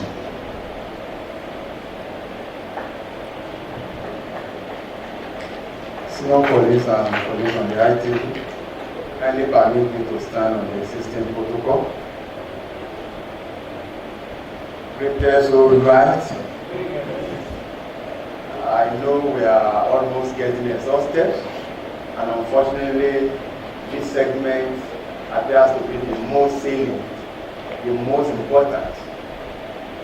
And I want us to take special attention, because I'm just going to compliment what Dr. Fakonde just said just now, because from experience, personally I've discovered that this aspect of thesis writing is a very, very difficult one for students. And that is why we advise that you take a special interest in it. The paper to be presented is on research result presentation, and jointly written by myself and my colleague Dr. Shola. Now, when we talk about research, because at this point there is no rhetoric at all, when we talk about research, already you've been told that you are not the original searcher, you are just researching into what others have done. And like that, because of the objective of the exercise, which is to bring out novel idea, because you are into that business because of the fact that you want to prove a point, you want to establish a fact. And before you can do that, you need to convince your audience beyond reasonable doubt. And that is why anything you want to do, you want to own it. But unfortunately, our students from experience, when it comes to research result presentation, they give all kinds of excuses. Some will say, oh, if you say, how did you arrive at this, that, you say, oh, I gave it to somebody. Somebody assisted me in doing it. Yes, you can do it. Nobody is saying that you must become a statistician overnight, but you must own that study, because it is your study. Because at the end of the day, it's your name that will be there. And if anything should crop up, you are going to be the one to be called upon. That is why you must pay special attention. Now, the tables must be self-explanatory with appropriate headings at the top of the table. And the diagrams, you know, everything, the pictures must be well labeled. And the result, the findings and inferences you must have established, you now, as much as possible, you want to discuss them by comparing and contrasting with previous research studies to show what you are bringing to the table in terms of contribution of your study. Now, if this section is well handled, next slide please. If this section is well handled, it is expected that the information provided will cover details of background information. If you handle it properly, then it will showcase the significance of sharing, networking, and collaborating in research endeavor. And as a matter of fact, it will engender, you know, adequate feedback, which can even project the next level of research at the end of the day. And that is why you must try as much as possible, you know, to present your result, you know, in a manner that is, you know, will be understood by others.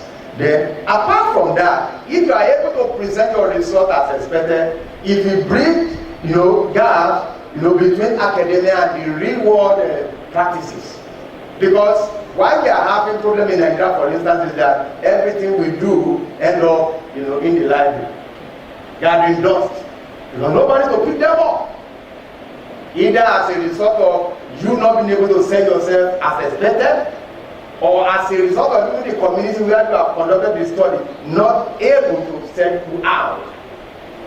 Now, in a nutshell, this segment plays a crucial role in promoting rigorous research skill development and even generating new research ideas. However, now the next slide, please. I don't know what is. Did you? Hello? Did you help me put the thing there? It's not good. Okay. Come back. Okay. Now, important concept, you know, in research result presentation. Let me tell you, the business here covers just three things. Number one, presentation of demographic data. Number two, presentation of analysis of research questions. Number three, presentation of analysis of test of hypothesis. That is just the business.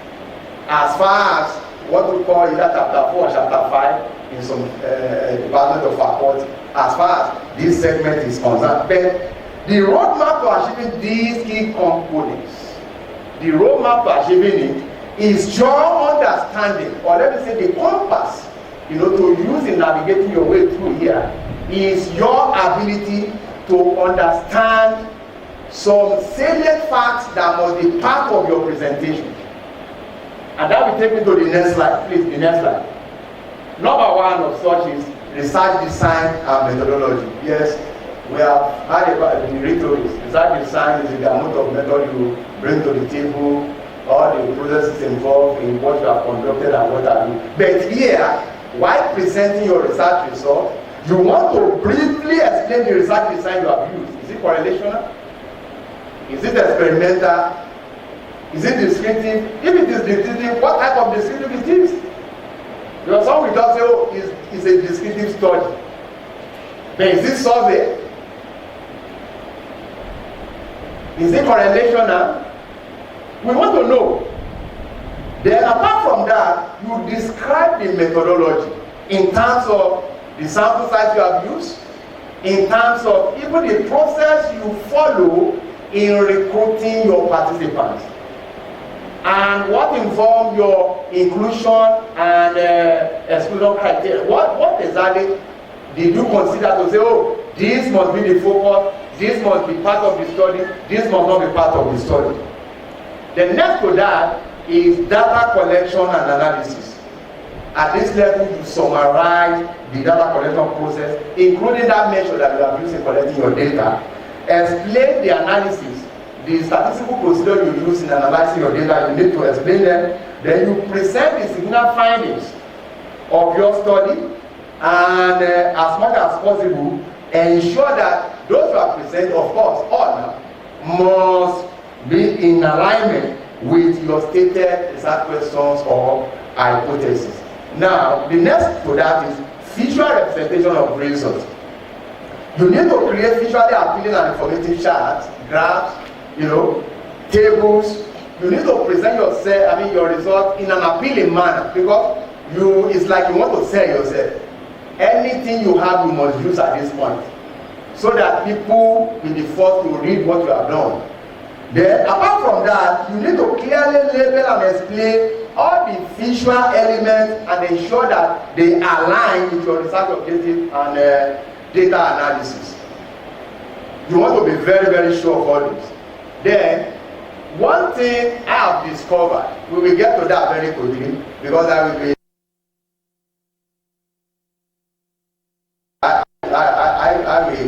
project very soon. We have seen, or let me say, I have seen personally, particularly in recent time, where research coming up with highly robust, analysis,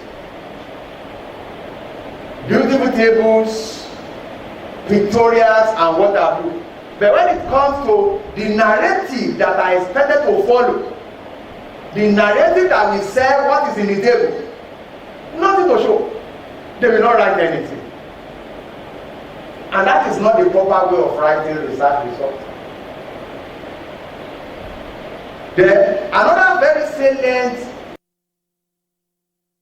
result presentation is your interpretation of results. Here, you interpret and explain the significance of your findings in relation to your research question, and you highlight, in case there is any patterns, any kind of relationship that have evolved, that you have seen.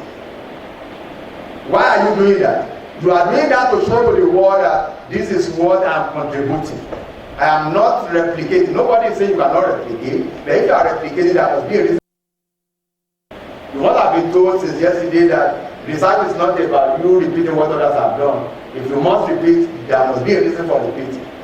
But if you know you are actually projecting a particular variable, vis-a-vis what that variable can contribute to certain things in the world, then you have as much as possible to tell us, in case when you finish your analysis and you discover any pattern that evolved, then you try to highlight that.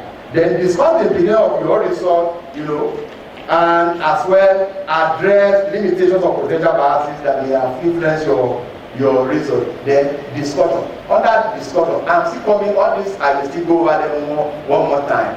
Under discussion, you compare your results with relevant literature or previous studies.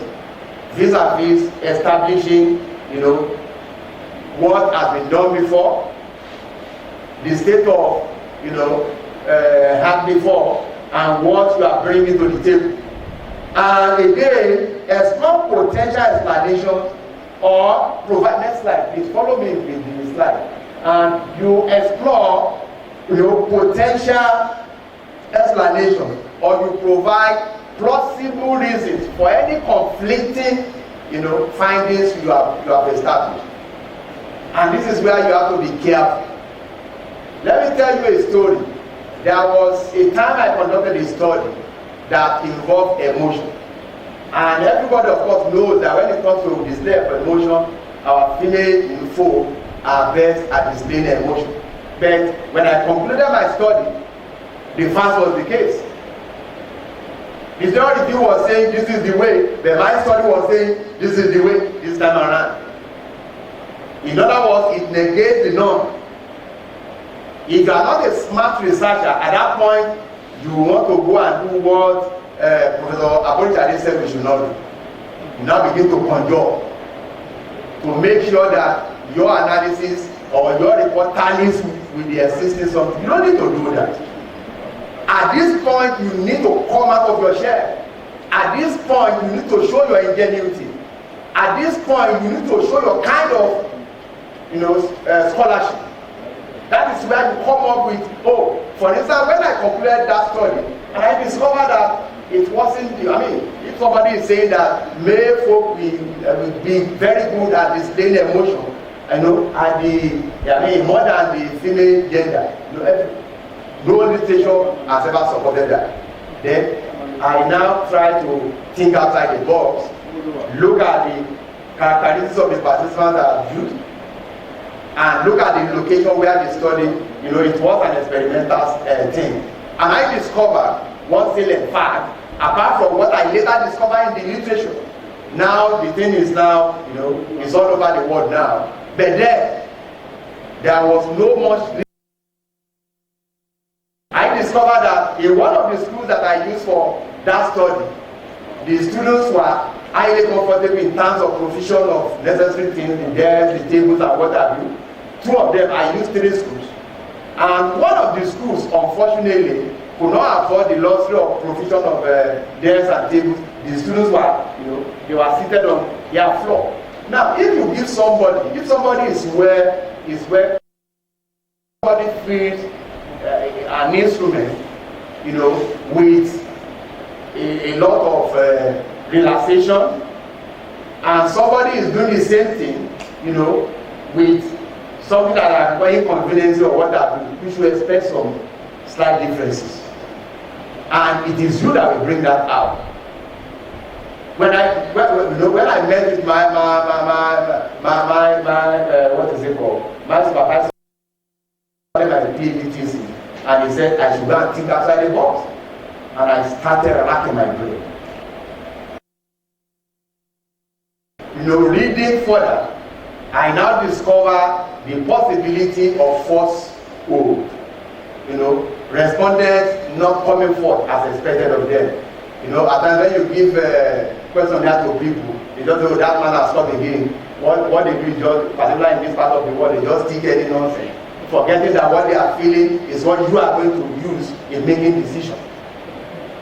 And that was how I was bailed out of the problem. And that is why you must take note of this. Now, in conclusion, when you are concluding your research result, you summarize the main findings and the implications of it. Address your research objective or your research question. Next slide. Hello, next slide, please. You are not following me. Okay, don't worry. Now we conclude with a takeaway message, which we call the thesis of the thesis. Because that is what you will be contributing. Your conclusion must reflect a takeaway message. Now, let's go practical now. Now, I said ab initio that three components issues, three issues are involved in research presentation. The first one I talked about presentation of demographic data. When we talk about demographic data, we are talking about those things that are personal to those you have investigated. They are about data, things like gender, things like cadre, things like salary, things that are personal to them.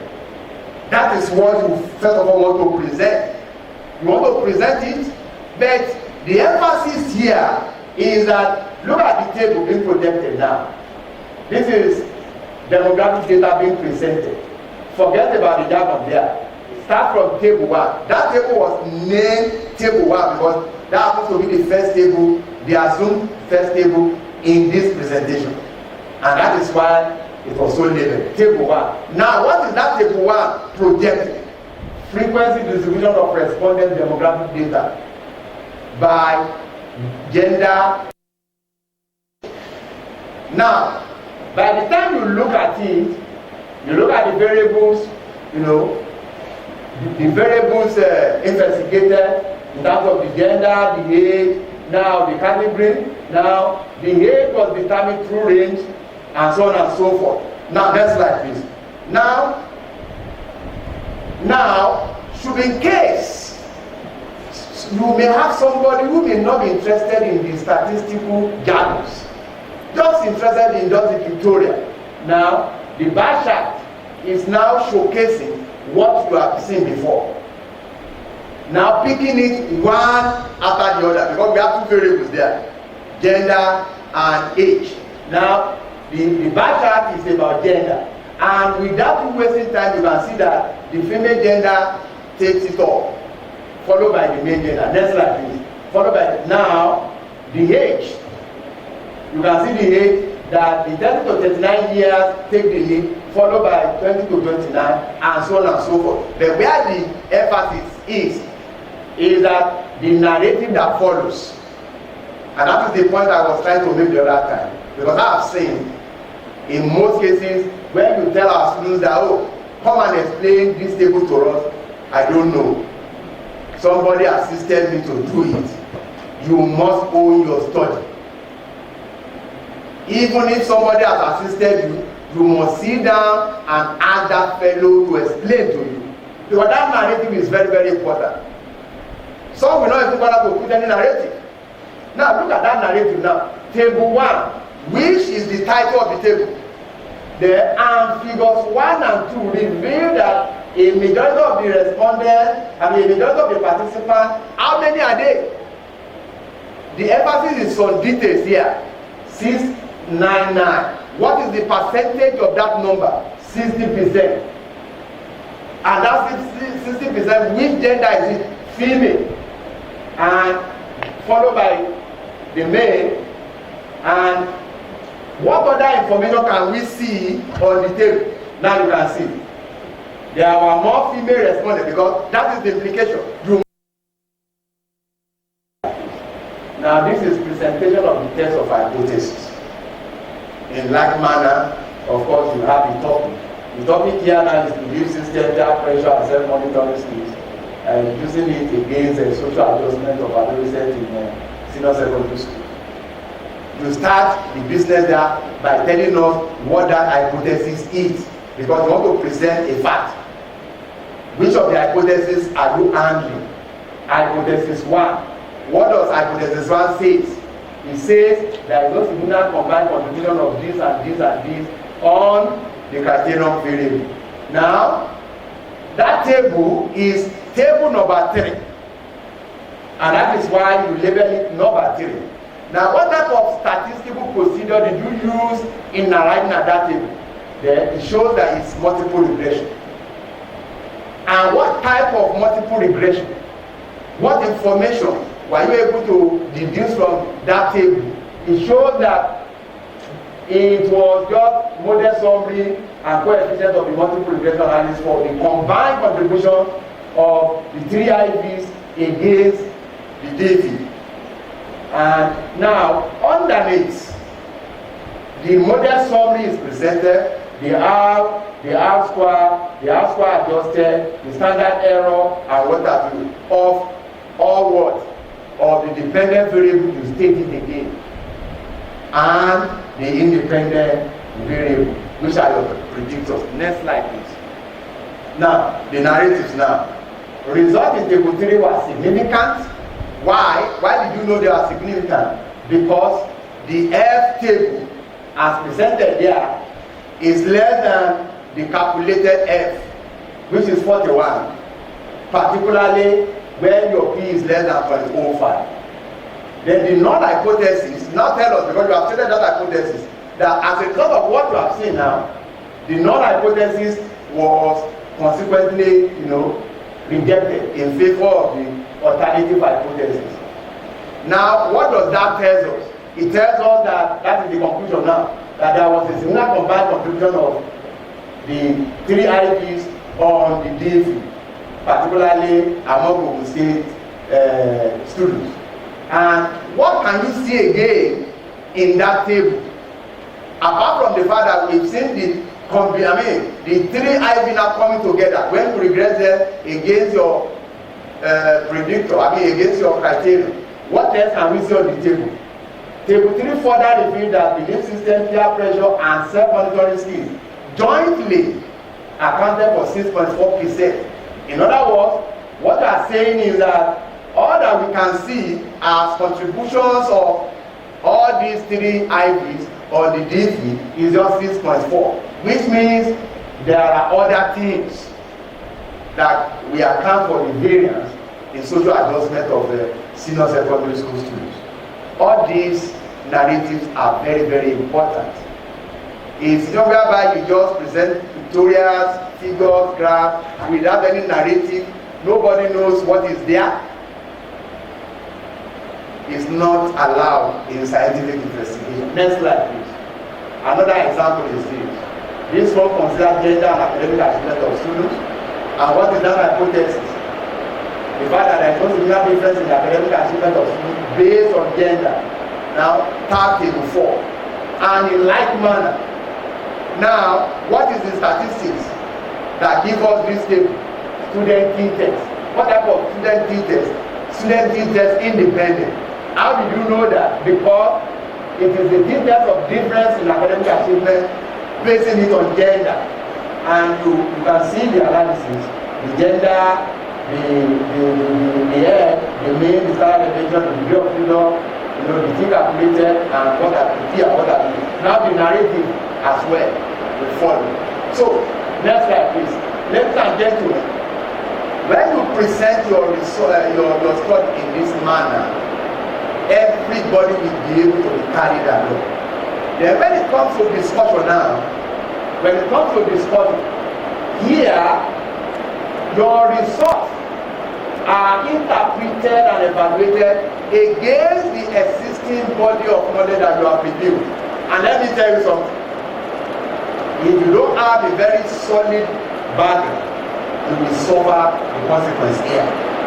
Because whatever you have revealed, you have written at the background, this is where you showcase them.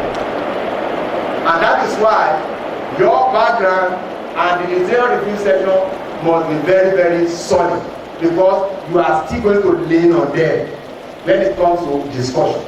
Because here now, you now want to tell us what you have seen and what others had seen before you, and the difference between what you have seen and what others have seen, and the reason why you have seen what you have seen. And if you don't have a solid background to the study, you don't have a very solid material review session, then you will suffer at this particular level. So the discussion is usually made by relating each of the findings of the study to information as contained in the background. You pick it one by one. In this study, it has been established that gender, in terms of this and this, particularly when it comes to the female folk, we do this and this and this. However, Sheyi 2027 either contradicts it or corroborates it. So at this point, this is where you showcase all these things. And at the end of the day, you try to connect, because that is the essence of this particular session. You connect your story with bigger picture so that everybody will see everything you have done. Thank you very much for listening. We appreciate the distinguished scholar that has been able to give us what are required in research presentation as regards scientific investigation as rightly emphasized by him of observable occurrence of phenomena you may try to look into. Thank you very much once again, Professor Bola Ogunyemi of the Department of Psychology, Faculty of Social Sciences, Oladisha Nabajo University. Thank you very much. Mr. Chairman, sir, we now have, another distinguished scholar in our midst. He is the former Dean, Faculty of Arts, Professor O.O. Olubimai. Please step forward, sir. He's one of the resource persons. Can we appreciate him as he moved to the high table? He is going to give us also the private course of defense. Later, immediately after this presentation, I'll be giving another distinguished scholar from the CRD department. That is a presentation of post-field seminar with publications. I invite Professor Idowu to come and give us his own paper on presentation of post-field seminar with publications. Thank you very much. Please, can we appreciate him? Appreciate the postgraduate school for the opportunity given to come and present this seminar. And I want to stand on the existing protocol by appreciating the provost of the postgraduate school, greeting all the professors here present, and my other colleagues, as well as all our postgraduate students. I'm here to represent our group and to talk on another milestone in the journey of PhD. All the earlier contributors and presenters, they've been talking on how to write PhD thesis, right from the title down to the conclusion. But at this milestone, we want to talk on how can we communicate it, how can we present it, how can we bring out our ideas. And once you are able to cross this hurdle, you only have 2 steps to graduation. That's the registration of the title through the abstract, and then the oral defense that will be taken by my senior colleagues later. So, I want you to listen attentively, because all what they've said, even since yesterday, is on how to write it. And how do you present? And before I continue, I want to ask, how many of us have presented our post-field seminar, either at the faculty level or at the university-wide level? You've presented, just wave at me. That shows most of us, okay, it's only one person. That shows that most of us, we are working towards that particular milestone. In presenting this issue, we want to talk, or we want to give the outline. That's the activities before post-field seminar, then activities during the post-field, and activities after post-field. Now, even before talking about the activities before post-field, I want to talk about what is even seminar. What is a seminar? When we talk about seminar, it's an avenue of communication in science and other fields of academics. It's an avenue, it's a medium of disclosing your discovery, your innovations, and your new ideas. to people. And at times, you want to discuss the existing knowledge and then bring out contributions in the line of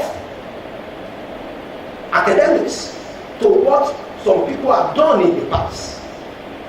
So, now when we now bring it to the issue of post-field, what are we saying? We are saying it's an attempt to test the ability of students, the ability in area of understanding, in area of mastery of his thesis. And the essence of this is to really improve the quality of that thesis.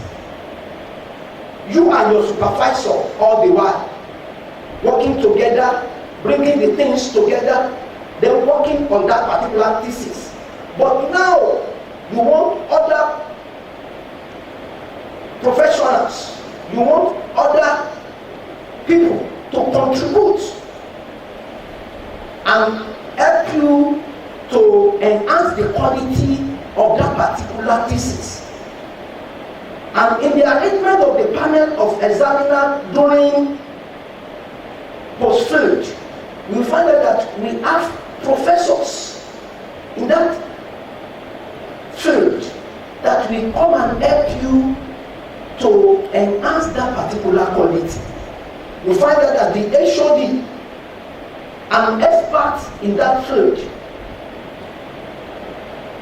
the dean of the faculty, then the coordinate deans of that particular faculty, all these people, they are professors.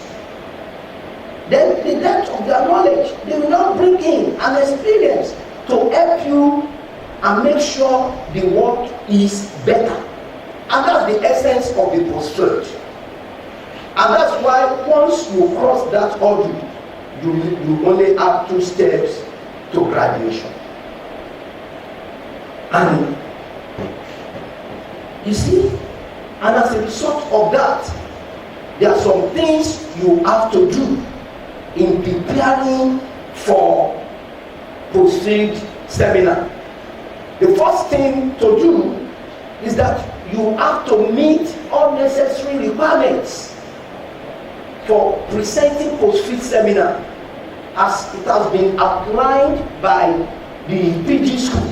And this includes payment of your school fees, registration for that particular session. Not that one alone, your sub-dean must have submitted the faculty post-field report to the PG school.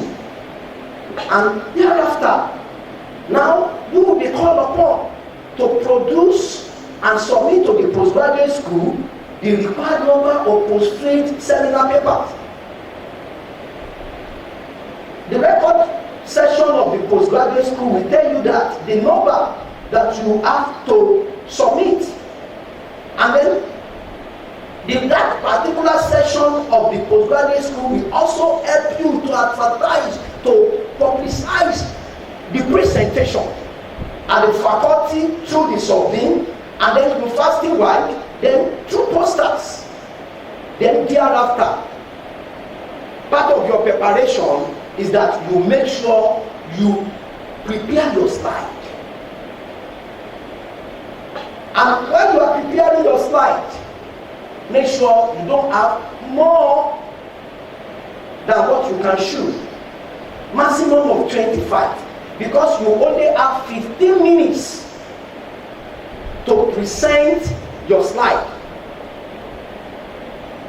at postgraduate, at post-field seminar presentation. And once you have more than the required number of slides, you will be able to finish within that particular period. And you also try to do mock presentation among your colleagues.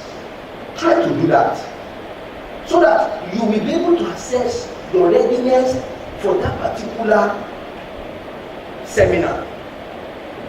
And that area is highly important Very, very important. So that you will be able to organize your thoughts.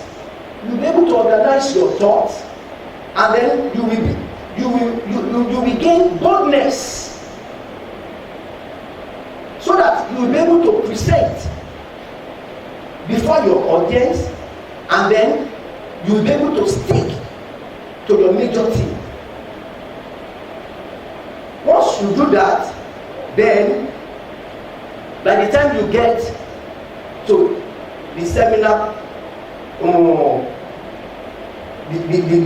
the seminar place, you go to the seminar venue, and you are ready for that presentation, you will be able to focus on what the audience need to know about your thesis. So now, by the time you want to start, or in preparation for that presentation, mind you, you have to talk to your audience. You have to talk to your audience, and don't talk at them. When I say talk to your audience, it means you speak to your slide. You speak to that your slide, and then you prepare yourself to be at a positive state of mind with confidence. You use examples, you use illustrations, you use illustration, and then you are aware. You should be aware of eye contact and body language of people you are presenting to, and through that you will even about 20 to 30% of the journey is already achieved. And mind you, you must dress for success. You must dress for success. Dress as a professional. You dress as a professional. You are there to present academic seminar. All what that is expected of you that pertains to your dressing, your comportment, just must be conformity with academic seminar. Then the presentation of the seminar per se. Here I will try to tell you what you have to do within that 15 minutes. Thank God, and I want to thank the earlier speakers, because they've told us a lot, even right from introduction, even to the contribution of knowledge. I'm not here to come and tell us how we do this, how we do that, how can we come about introduction or literature review. No. Since yesterday we've been listening to that. Just try to appropriate it to what is being expected of you by presenting. So when you get to the seminar, try to introduce yourself. Try to introduce yourself and try to welcome everyone. Thereafter, then start by introducing your outline. Start by introducing your outline. I'm here to present this is my topic. This is how the seminar will be presented, right from introduction to literature review, to methodology, result and discussion, summary, conclusion and recommendation, then your contribution to knowledge. Then you start taking them the next slide, one after the other. The first thing is your title. Introduce your title. Already from the faculty and even from departmental presentation and so on, your title must have been refined and then thoroughly aligned with what is being expected. The independent, the moderation, syllabus, then the title, but it must not exceed 21 words. So you go to the background of the study. The background of the study is important and it will talk about the relevance of the subject matter. But as we were told yesterday, let it be in a funnel type, starting from the general down to the specific, and then we talk about the statement of the problem. Make sure while presenting the statement of the problem, make sure you highlight the important gaps to fill. And that's the interest of your content. Don't just give us another literature review. Be able to pinpoint the gap. It may be methodological, it may be empirical, it may be theoretical gaps that you want to fill. Let those gaps be highlighted. Then you move to research questions, objectives, and hypotheses. The three, they are together. Because the research questions is the next slide, please. The research question will ensure the research objective. The questions you have must inform the objective, and that the objective now will be in two forms. What we call the broad objective or the aim must be well presented, because we need that in concluding. When you get to the conclusion, your broad objective, your conclusion must reflect your broad objective, and the specific objective that comes from the broad objective, and then the hypothesis, the central hypothesis of the research work must be discussed. Then you now talk about the significance of the study, and then the operation derivation of terms. Briefly highlight the benefit of that study to the development of people. Make sure you try to highlight them so that your audience will be able to see. You don't need word point, we need PowerPoint. So, and then the benefit of that also to the society and even the academic world. Then give explanation on your terminologies so that an ordinary layman in the seminar will be able to follow you. As the last presenter said, even the idiot must follow your path. So, you now move to literature review. This is what we intend to see while you are presenting your literature review. I've helped you to summarize 3 major areas, and then briefly, by using two slides, you must be able to present this. Give us the conceptual framework through the conceptual review, and then in the conceptual framework, use your diagram and be able to talk to it, as Professor Ogunyemi said.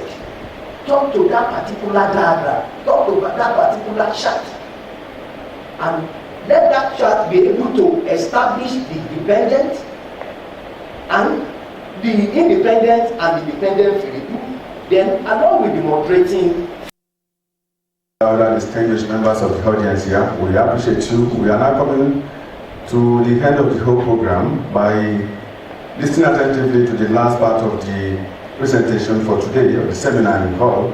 We have now in our midst Professor O.O. Olugbumeni to come and give us his paper on oral defense. That's the last part of the seminar today. Can we appreciate him as he moves to the podium for this?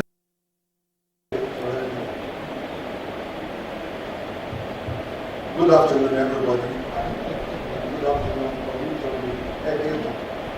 I'm going to be speaking on Viva, what is called Viva or C. It's also called oral defense or oral examination. Slide 1, please. So I have an outline that I want to follow.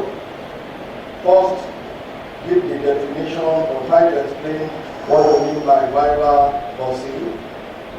And then 2, what is the examiner looking for? Number 3, what are you supposed to do as a student to prepare yourself for the exam? Number 4, while the exam is on, how should you comport yourself? What are you expected to do? And the last part of the presentation, we're talking about after the exam, what next? Next slide. So, the word Viva voce comes from a Latin word which means living voice. It is an oral exam and it is usually conducted to enable students acquire a degree. The emphasis is that it is oral, not written exam. It is oral, not written exam. So, during the exam, as a student, you are given an opportunity to speak to the work you have been doing. It's a PhD program, you have done it for 4 years. You are given an opportunity to speak to defend that work, to prove that you are the one that did the research. It's an opportunity for you to prove it. And it is supposed to be a honest conversation between you and the examiners. The examiners are usually experts in your area of study. Next one. I've said it, so during the oral, go back to that one. I've said that during the exam, you are expected to speak to your work. It's not written exam.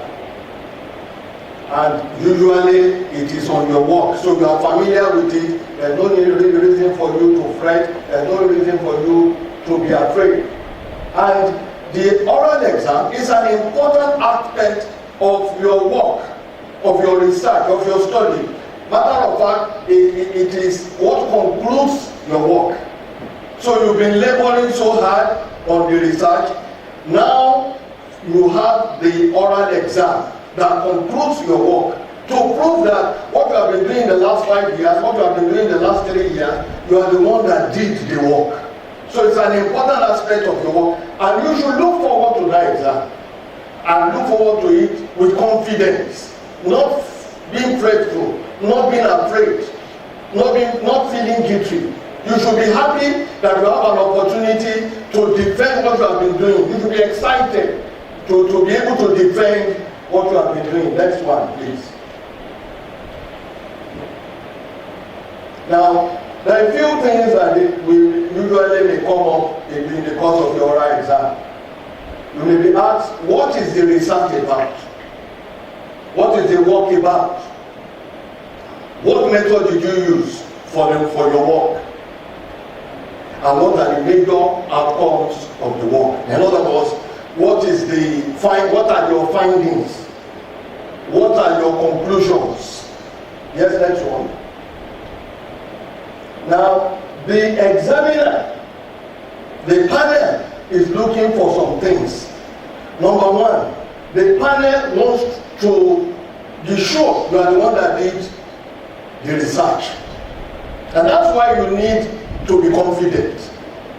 There's no reason to be afraid. It's your work. You've been doing it for X number of years. Whether you are talking as if you are an authority, whether you are talking as if you really went to the field, administered questionnaire, went to the field, did interview. Number two, he wants to know where your understanding of the subject matter. Do you understand what you are even saying? The method you have used, do you have a grasp of it? And then the examiner is interested, this is very important, the examiner is interested in what your work has contributed to knowledge. What new thing have you done?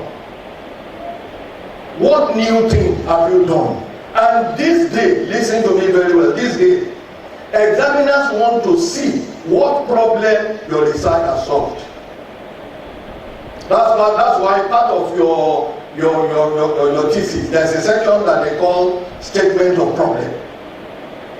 In other words, your research must target a problem that is solving. So the examiner in the course of exam wants to see what your thesis, what problem your thesis has solved. How does your thesis, how does it relate to practical life problem confronting society? Very, very important. Next one, please.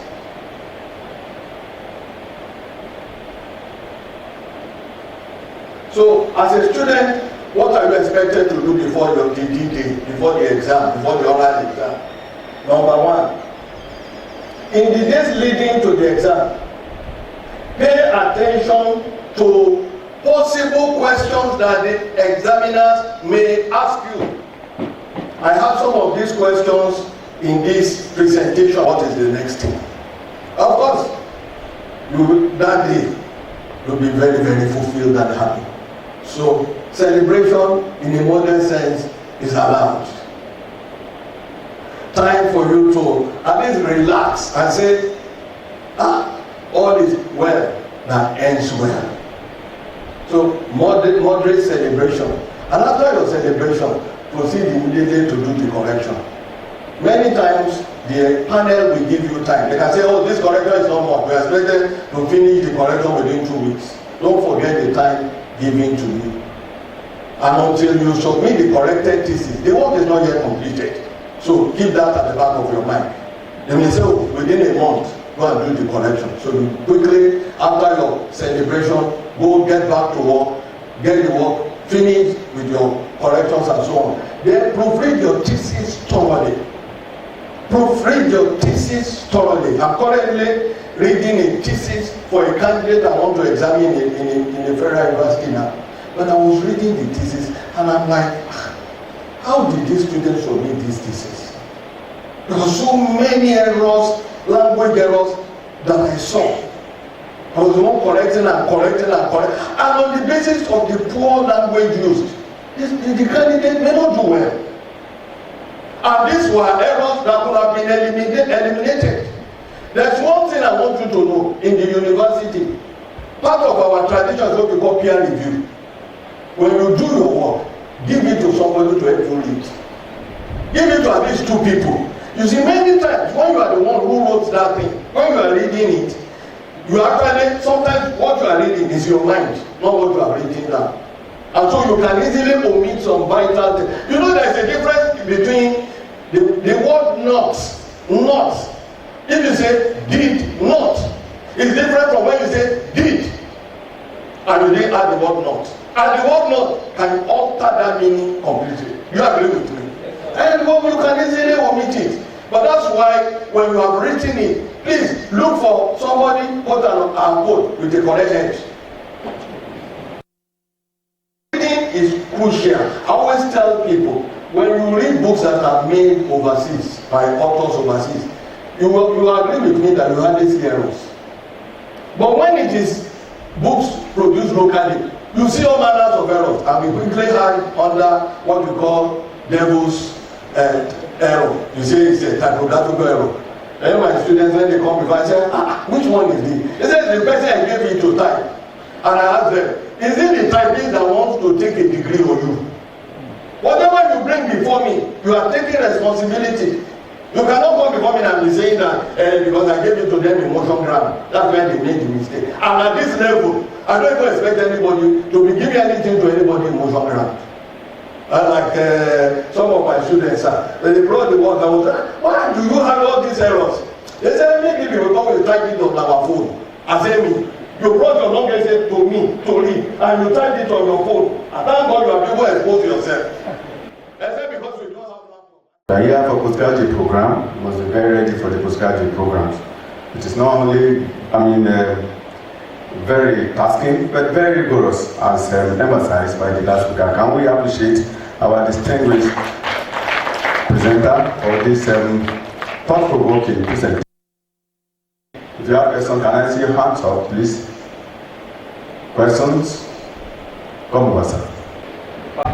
My question number one is to Professor Ademuyi. There was a place you were saying we should talk to the audience and not at the audience. That though, I have a little knowledge of it, but that art, I want to throw more light to how is it that we talk at the audience. Then number two, this one may look maybe general. In chapter 1, we have significance of the study. Okay, it will be beneficial to the government, to teachers, to educators. When we get to chapter 5, we talk about recommendation. We are recommending. We talk about contribution to knowledge. But Sir Ama, eventually, the thing will be kept inside the library. Our resident professor. My name is Ayo Adeosepepo, PhD Finance from Banking and Finance. My question actually borders on when we talk about plagiarism. There are a number of students that will come to do PhD that either have been in the industry, and for them, they may understand certain concepts. So each time they write, there is this issue of what is your citation? And based on experience, practical, some of those things, assumptions or things that you said, they are purely your own. And each time they said you should quote somebody. And I said some of those things can be either because of your experience, having been in the industry, and also how do we reconcile this in terms of, citing somebody that have actually said that when in fact you are the one that idea actually came from you. Sir, I want to ask concerning statistical issues for masters for PhD level, like SPSS, R, AMOS, and the like. Can it be accessible to us even through the library department of the institution? Thank you so much. And members of the head table. My name is Julius Nyanayo from EFC department. My question is a follow-up to the second to the last young man that asked the question. When it comes to those of us in the industry, I don't know how we're able to marry that with what is theory, because I've had that issue. You are in the industry and you know that this is the practice, and in theory your guy is telling you that this is it. But you go out there, because we are in a practice-based world where you have to give what is practical, particularly when it comes to certain area of studies. I don't know how you're able to marry that, because like he said, there may be no citations without amount to the question you have asked, without amount to plagiarism. In practice, it's different from theory. How do we distinguish practice and theory? Postgraduate school, Mrs. Bukola Sudia, to come and formally appreciate the management and other stakeholders in the course of preparing for this seminar. Thank you very much. Thank you so much, PR. Let me just stand as the existing protocol on behalf of the postgraduate school. I want to appreciate management once again for assisting us to put this together. This is actually part of the vision of the Vice Chancellor in ensuring that all PhD students are able to navigate their program such that at the end of the day, we won't have delay again in the completion of the program. Once again, we thank the Vice Chancellor and his team. I want to also appreciate the provost of the PhD school for all his effort in making this happen. I want to appreciate the resource person, Sir Ahmad. Thank you for everything that I've done today to make it a success. You are actually appreciated, and I'm sure that all the participants have actually gained tremendously from your wealth of experience. Thank you so much. I want to thank the staff of postgraduate school, the PR team, the ICT team, works and services, the security unit, health center,